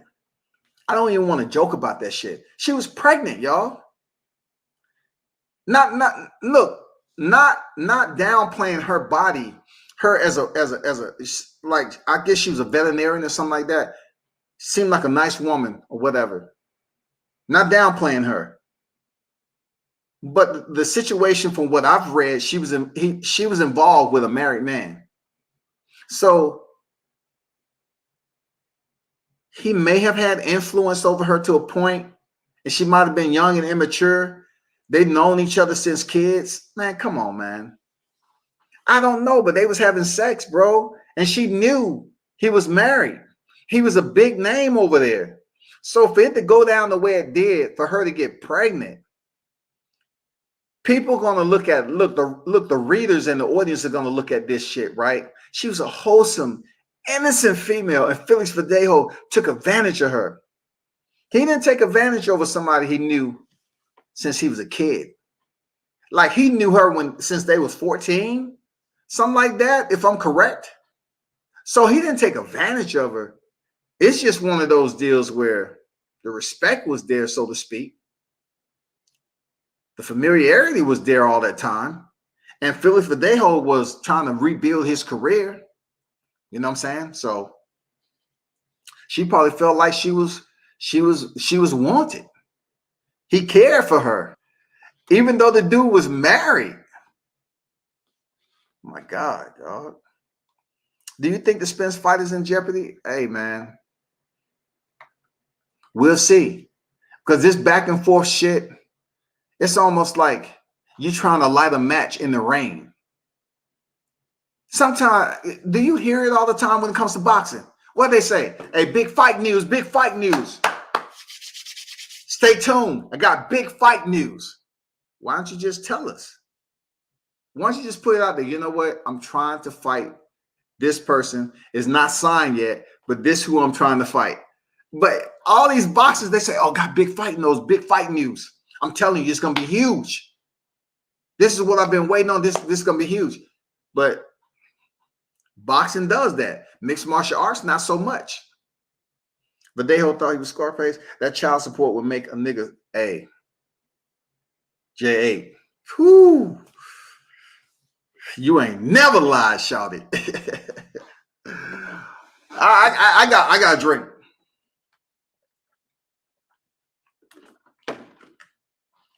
That motherfucking child support talk.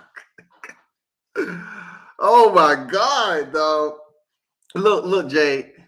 Child support will make a nigga fake his own death, dog. Look, motherfucker, he at work one day, right? He at work one day, and then the next day he just disappears. We have been unable to locate Johnny West after the court ruling of child support was handed down that he's ordered to pay a cool $975 a month. They make a motherfucker disappear. And Liz, look, this ain't no Machiavelli shit. This ain't coming back. This ain't Houdini just disappearing, coming back and shit in 7 years. No, this motherfucker is trying to stay gone until his kid is motherfucking 25 years old. Because hopefully by then things have changed. You know what I'm saying? They're not looking for him. You're never going to get away with child support. You're going to be in arrears. Look, but when it comes down to it, motherfucker run for the damn deep woods and take on a whole nother life, dog. Take on a whole nother life. Motherfucker would goddamn disfigure themselves. Try to goddamn, they will burn their fingerprints off so they won't pay child support, man. It's just out of control, man. Yeah, she was pregnant, man. She was pregnant. She absolutely was pregnant. But what y'all think about that, man? Like, is the Manny Pacquiao fight, real talk, is the Manny Pacquiao fight going to happen with Errol Spence? And if it isn't, if they're not going to reinstate Manny Pacquiao, then what's the next fight we need to see, y'all? Come on now, be honest. What's the next fight we need to see? What's the next fight we need to see? Let's be honest with ourselves. Let's be honest. If this fight is legally confined because Manny Pacquiao took that advancement, shouldn't we all of a sudden now see Crawford Spence? I know Crawford got some shit going on, but that goes with people thinking like, okay, why Crawford still signed to Bob Arum, all this other shit. We can make the Errol Spence Crawford fight. It's just all up to Bob Arum. He has made it clear that he ain't trying to make the fight. So will we be able to get the fight with Crawford Spence if we're unable to get the fight with Pacquiao Spence? We need something, bro. Give us something. Just don't have us out here dry mouthing shit.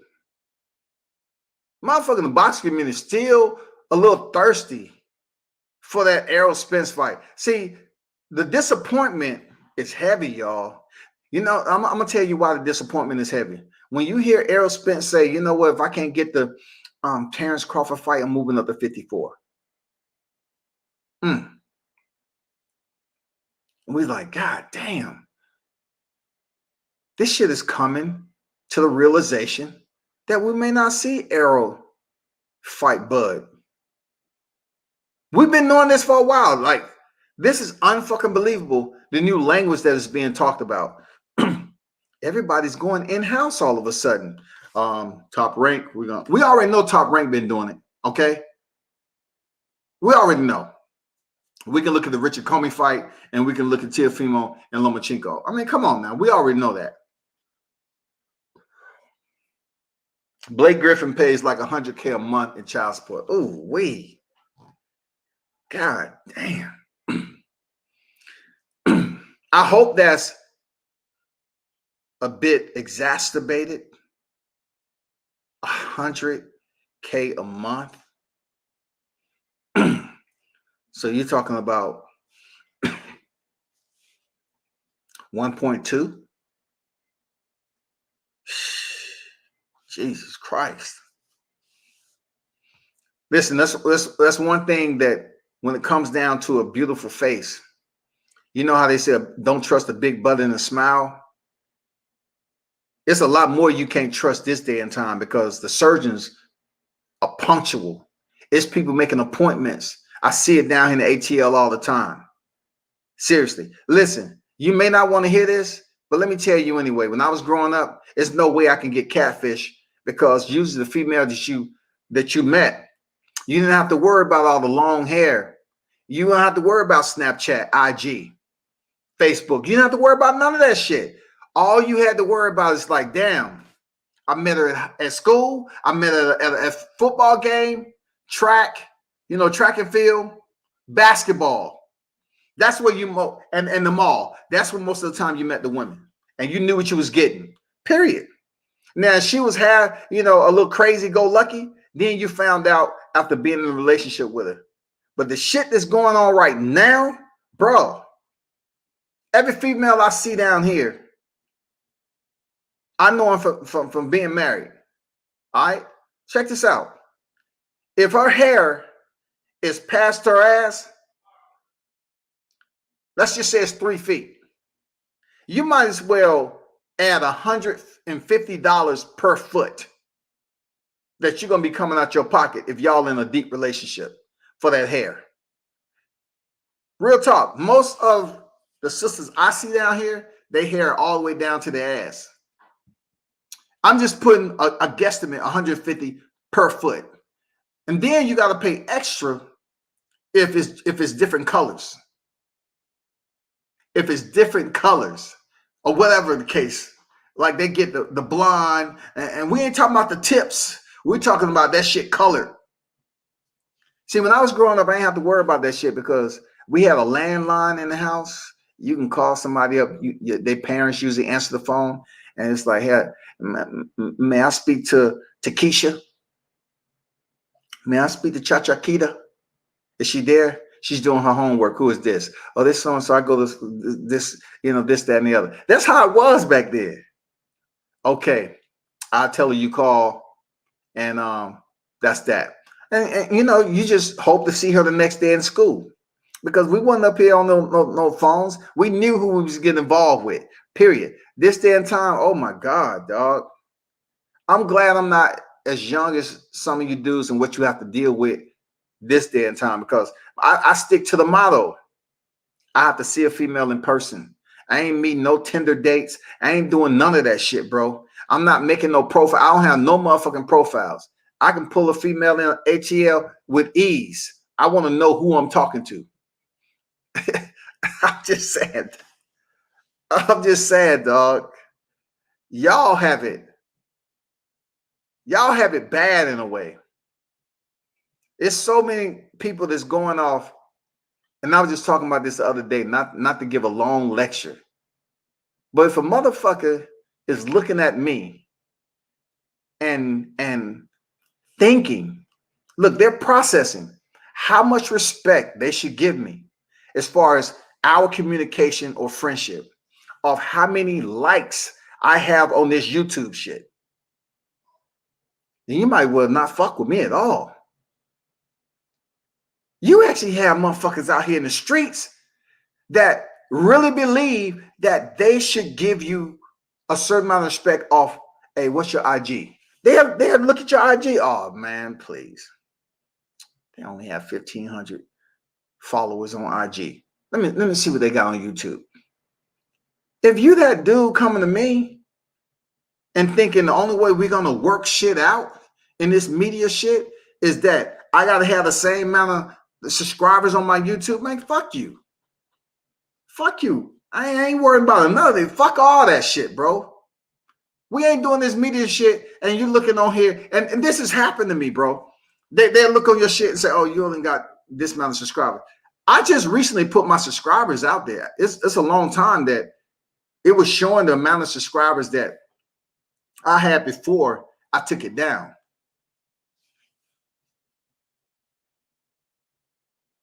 And then the females. I'm be honest with you. The females are all about their IG. They want you to follow them on their IG. They want you to, pay attention to what they got going on. But these motherfucking dudes out here in this media shit and a part of the culture, they live off IG shit. Anyway, that's all I'm talking about, that shit, man. Pacman in the building. What's good there, Tay? How you feeling, bro? Salute to the Golden Warrior, man. You see the countdown already, man. We on the 30 days to July 24th. You know what it is. Retribution is on the horizon, period. Yeah, because it's always spousal support included. Not always, bro. Not always. It's a difference between spousal support and alimony. Okay? If I give you anybody a hint, marry a female that works. All right? If you're in the military, don't get married until you've been in the service for over 10 years. I don't care how fine she is. Listen, I'm telling you, I'm dropping some gems on you. I'm dropping some gems on you for a reason. I've been all around the world and seeing some of the most beautiful women. You're going to see that. Look, you're going to go to other countries and you're going to see some beautiful women. You're going to say, man, I want to get married. That's the wifey. But see, the one thing that happens is, according to what country you in, you're taken back over here to the U.S., some of them females get Americanized and they start learning the system because they have other females that did the same thing from their country. So they link up. It's a network. And they come back over here. They link up together. They learn the system. These women will stay with you a minimum of 10 years, easy, so you can get your compensation, a percentage of your compensation. Yes, sir. I'm giving you some gems for you young lions out there. You go in the military. Don't get married till after 10 years, yo. Don't do it. I'm telling you, you're going to look. I met some of the baddest people in Germany, Australia, Spain, Japan. And you saying to yourself, that's wifey material, man. That's wifey. Yeah, it is. It is. Before they get their green card. You know what I'm saying? It is wifey. The sex is going to be amazing. You're going to motherfucking look, the shit they got going on now, she's going to have the nicest clothes. You get to go on base, and the base even improved their clothing line. You know what I'm saying? Go get some shopping done. Your girl looking fly. You know what I'm saying? You're like, God damn, let me take some pictures. Put this shit on IG. You know what I'm saying? Look, you're a service member. You at work, you can't even work because your girl visiting from a different country. So you got to make sure it ain't another motherfucker on base trying to holler at your girl. That's a higher rank than you. It don't matter how much game you got. The system is savage. You get these girls that come over and visit you, be standing in the barracks room and shit. And then they find somebody else higher rank that they might be, cool with. They might find, oh man, they higher rank. That's higher benefits. I've seen it with my own eyes. I know some cats that I knew in the military service that just got flipped on top of their head going through this shit. Anyway, I'm done. I'm done. Charlie told me she looked like Amber Rose pulled up.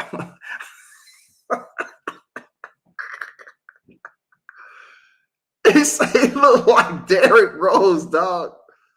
God damn. They look like Derrick Rose, dog. Was that's the Derrick Rose that was in a boot? With an injury? Or I mean, god damn. Shawty told me she looked like Amber Rose pulled up looking like Derrick Rose. Look, I was telling my boy that I served with, man, one of my good friends, right? I was trying to get him to come down here for the damn tank fight.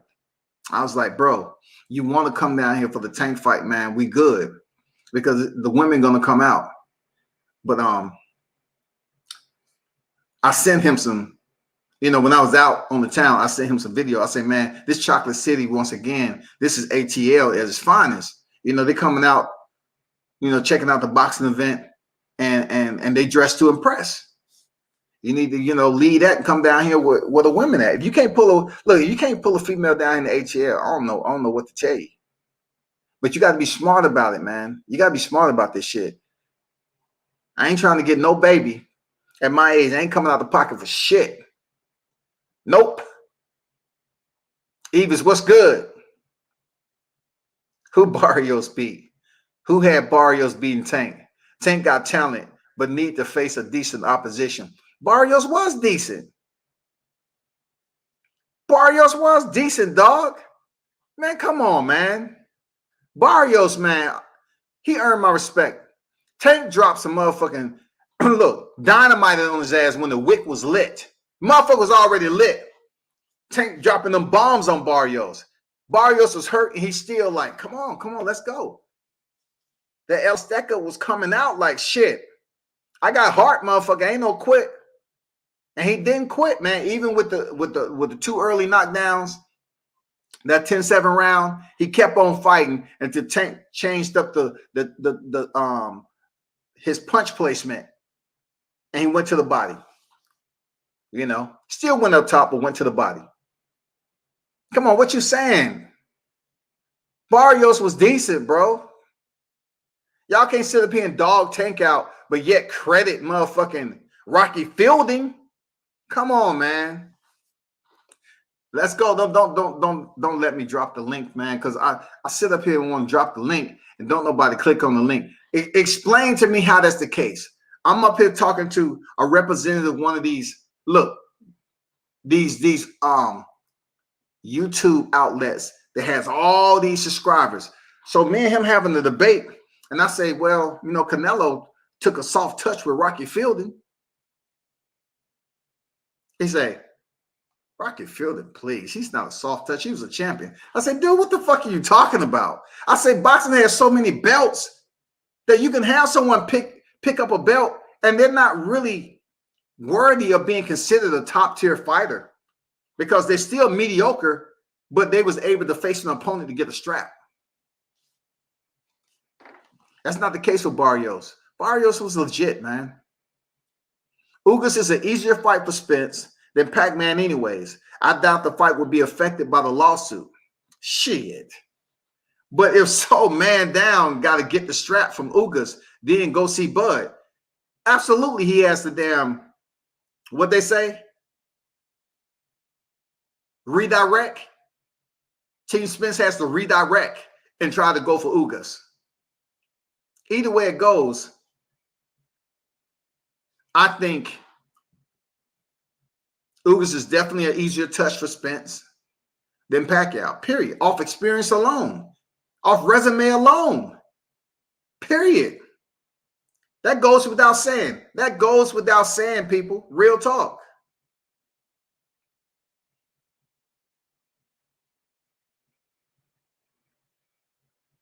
Man, I'm not going back and forth about who did Barrios beat. I'm not.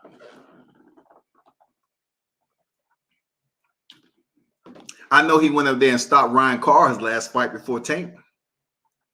I'm not going back and forth on who he beat. Look, find a search engine, drop an inquiry in BoxRec, and you can find out there. Listen, I want some questions that I can answer. You know what I'm saying? That's conducive to the topic. Not okay. I'm on my troll shit.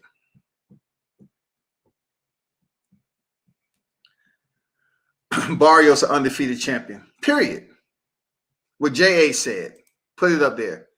Exactly what J.A. said. So even take what J.A. said. Barrios an undefeated champion. So read that however you, and from start to finish. He was an undefeated champion. Just like, are you asking who was Rocky Fielding and who did he defeat? You know what I'm saying? Period. I mean, are we saying that? Did y'all say that about Rigondeaux when he stepped down to bantamweight and fought for the damn WBA regular? Will y'all question who his opponent beat? Who the Yildirim beat is a good ass question, because wasn't he coming off a loss? Come on now. Come on now. J.A. killing you right now. Canelo had talent too, but who has he fought recently that was close to being favorite against him? Nobody. Nobody. They gave Billy Joe Sanders an opportunity to step in the ring, but people weren't sitting up here saying, you know what, Billy Joe gonna defeat Canelo Alvarez. They wasn't giving him that Lomachenko love before he was stepping there with Teofimo. You know what I'm saying? They wasn't giving him that. You didn't hear Max Kellerman and them saying, hey, Billy Joe Sanders, yeah, he's going to be the one to set Canelo straight. He's that guy. No, hell no. He was not.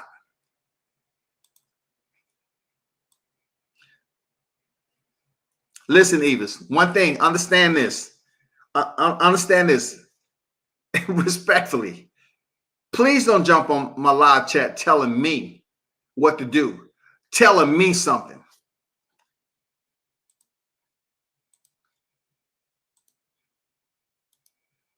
There goes the link. I'm not going for your question to question, but we can talk if you want to talk on here and debate whatever. I'm not going question for question to my tell you this, tell you that. You came in here when you came in here. Stroll back up through the thread, man. People been dropping comments for over an hour now. Come on, bro. Usually was just happy to be there. I tell people all the time that blueprint, right? It's just like when Canelo and Gennady Golovkin was signed for their first match. When he stepped in there with Julio Cesar Chavez Jr., the fight with him and Gennady was already made. So you think that Chavez Jr. was going to win? No. You think that Canelo stepping in with Yildirim was going to win? No. The fight with Billy Joe Sanders was already made. Come on, bro. I appreciate you pulling up, Evis, but dog, don't come in here tell me. I'm asking you if you want to communicate, jump out behind from that name. Let me hear your voice and see your face so we can talk about the questions that you want to talk about. It's that simple. I'll say for sure Taylor will beat Barrios. Okay. T.O. and Haney are not a for sure win versus Barrios, though. They haven't touched 140 yet. Barrios and Haney would have been a good fight. And T.O. It would have been a good fight. Two different styles, though. Two different styles when it comes down to it. Two different styles. And once again, that's if, you know, T.O.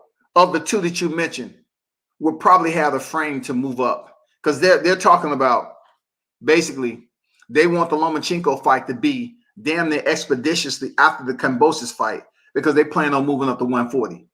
Okay? So they already, I know Devin Haney has mentioned this before, but look, Haney's not the biggest fighter. He does have height enough to move up to 142.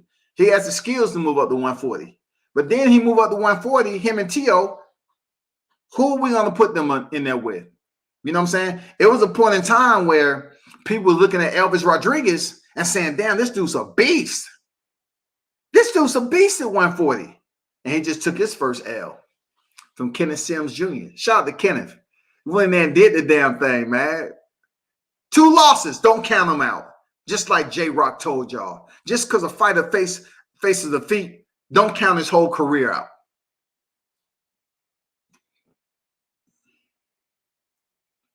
That'll be good. Hey, we're going to see these guys at 140 soon.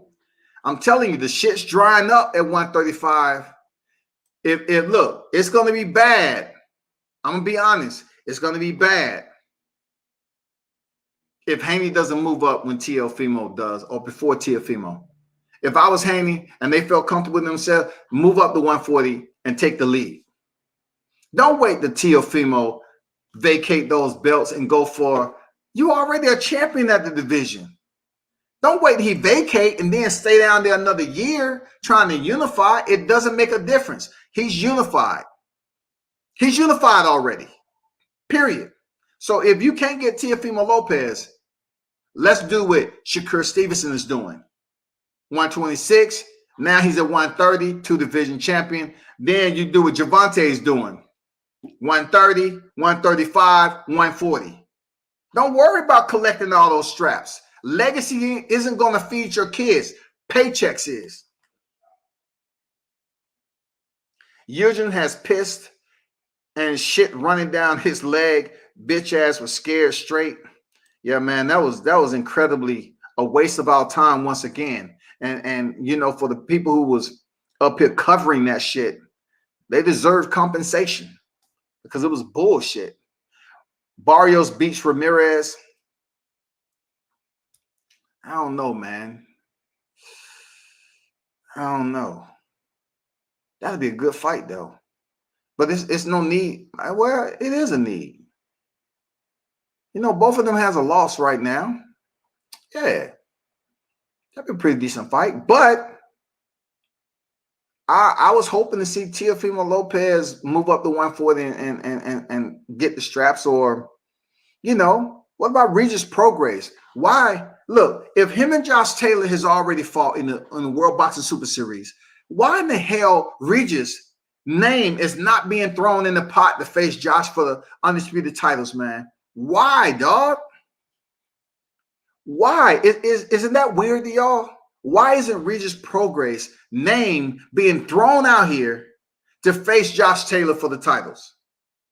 They still at 140. They have fought before. Why isn't somebody building that shit up? That's wild, ain't it? Regis up here fighting Ivan Redcatch on Triller. Putting this man in front of the damn silver screen. 3, 2, 1, action. That's it. Ivan, this is the punch, Ivan. Roll on the ground. No need for a stunt double. Ivan's doing great. Ivan's doing great. Roll around, Ivan. Put some more, emotion into it, Ivan. Yeah. Curl up into the fetal position. Moan and groan, Ivan. There you go. I mean, come on, man. Why the fuck is Regis Prograis not being thrown in the pot with Josh Taylor to fight for the titles?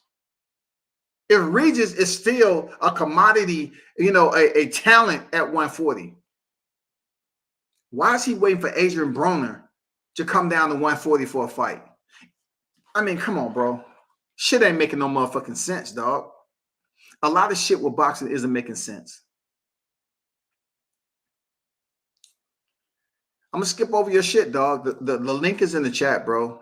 I'm going to skip over your shit because it's not making any sense. Like, for me to entertain that, it's like saying that with a college education, I want to go back to elementary and sit in one of those small desks just to see how I feel. I want to actually, you know, hear the teacher ask me, okay, class, what's 1 + 1? I mean, that's what I'm seeing. That's what I'm getting. That's the vibe I'm getting from your questions. You trying to take me back to elementary when we on a college level talking about this shit. Nobody gives a fuck about Uber drivers unless I'm leaving an arena going back to the spot. You know what I'm saying? I need an Uber driver because I need to get back to where I'm going.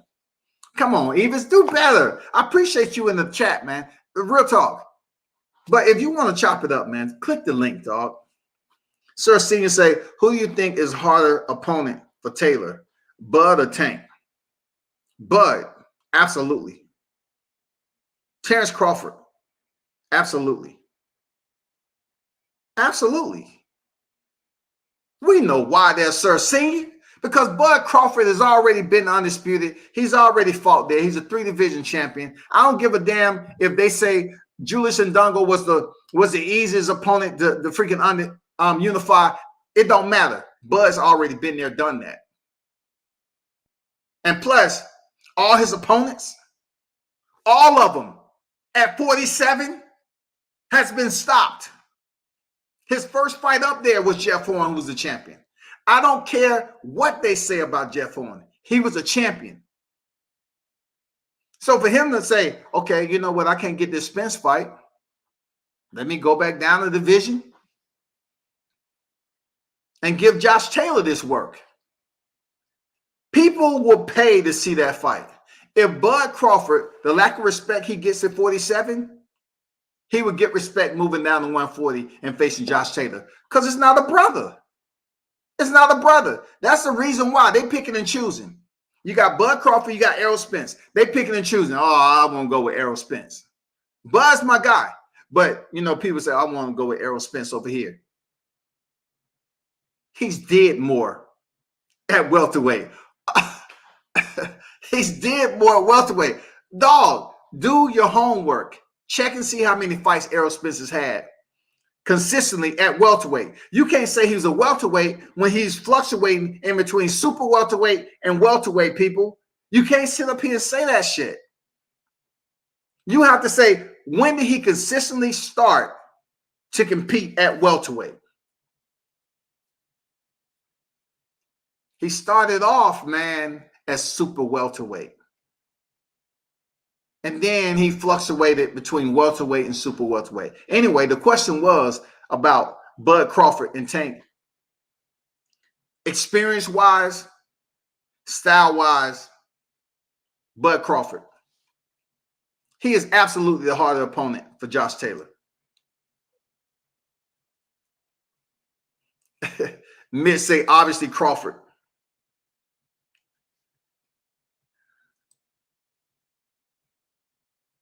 I knew Barrios before this fight. Barrios is known among true boxing fans. I knew who Barrios. I've seen him fight several times already in person on the undercard. I knew who he was too. I've seen him fight.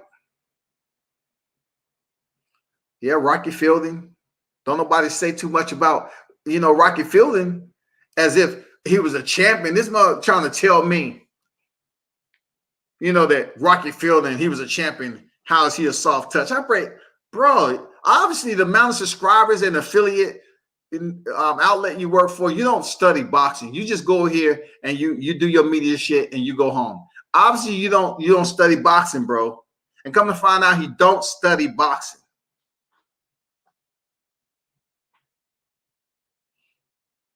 I knew of Barrios for a while because his sister boxes as well, and both trained with the great Virgil.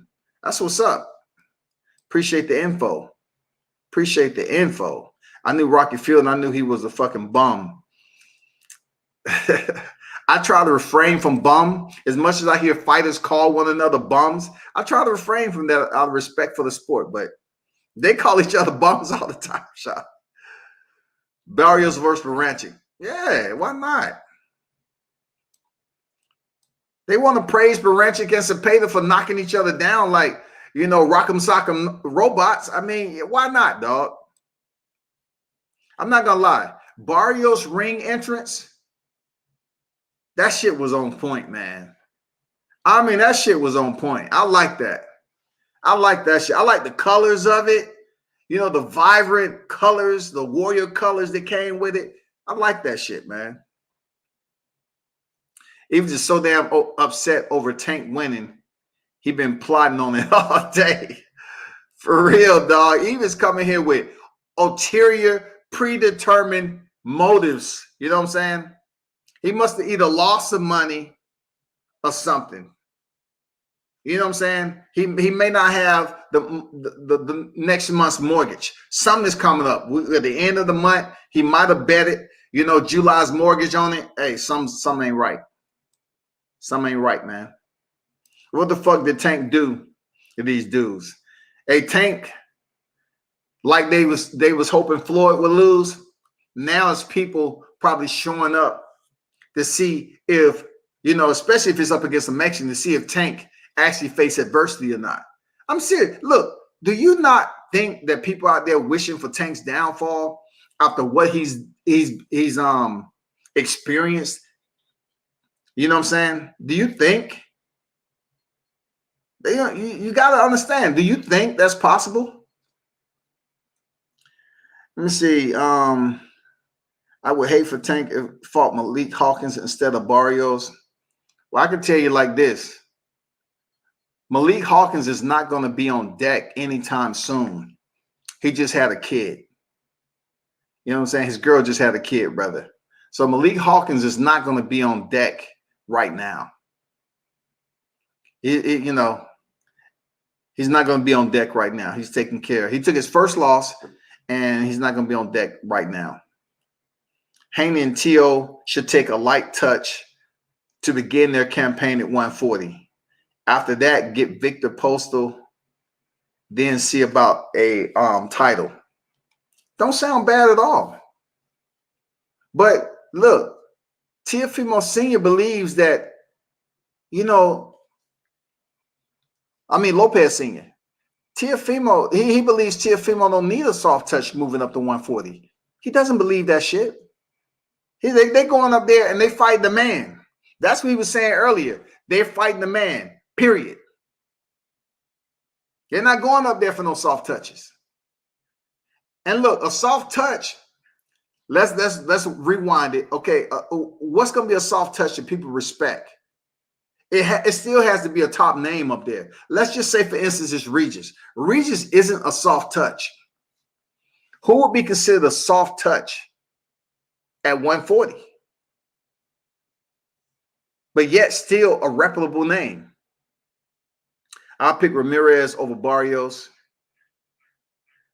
I'll pick Ramirez over Barrios. Taylor dismantled him, but Taylor a bad boy. I like Barrios over Ramirez. I'm just saying, I like Barrios the way he, stood in there and he was tough. That's all I'm saying. I'm not saying he beat Ramirez, but I will favor him. You know what I'm saying? Head into this fight. I will favor him for real.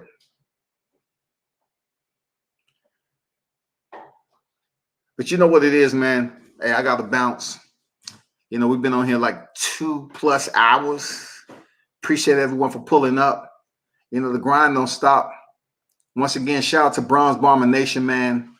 If you looked over here in the YouTube description, it tells you the amount of days that's left, 26 days, man. So you know what it is, man. Support the channel. I appreciate everyone who pulled up and hit the like button. I know there's some regional cards that's taking place before this. I'm not sure I'm going to be covering all of them, but definitely the Wilder and Tyson Fury fight. I will be out there. And, shout out to the dudes, the media outlets from the LDBC that was in the ATL, man. Shout out to them cats for pulling up and traveling and covering the fight. You know what I'm saying? First time meeting Junior the Truth. I know Supreme Beast Boxing Talk was out there. We went out to eat. Shout out to King Dynamite, Carlos Jackson. You know what I'm saying? Carlos is 17-1 down here. Very, very solid freaking fighter. That's a super bantamweight down here that no one's talking about. Very tough opposition for anybody. So I know he's waiting for another fight down here too. So shout out to Carlos Jackson, man. Training out of Philippe Gym down here. And he's waiting for his next fight. I know he's in training camp right now. He just finished, sparring 10 rounds, getting that work in. And he was out there at the fight, at the weigh-ins too. So, yeah. The LDBC traveled down to the ATL. And I think one of them was from Ohio and the other one from DMV.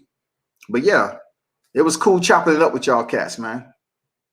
Even simple as arguing with the teacher that 1 + 1 is 11. Oh, shit. TT class ass. Sit next to the kid that can't stop true. Damn, see, you know what? I ain't trying to talk about the kids that's drooling, dog, with the helmet. You know what I'm saying? I ain't trying to take that shit like it's something I want to play around with, man. But y'all hold it down, man. You turn up and tune in to World Combat Sports, man.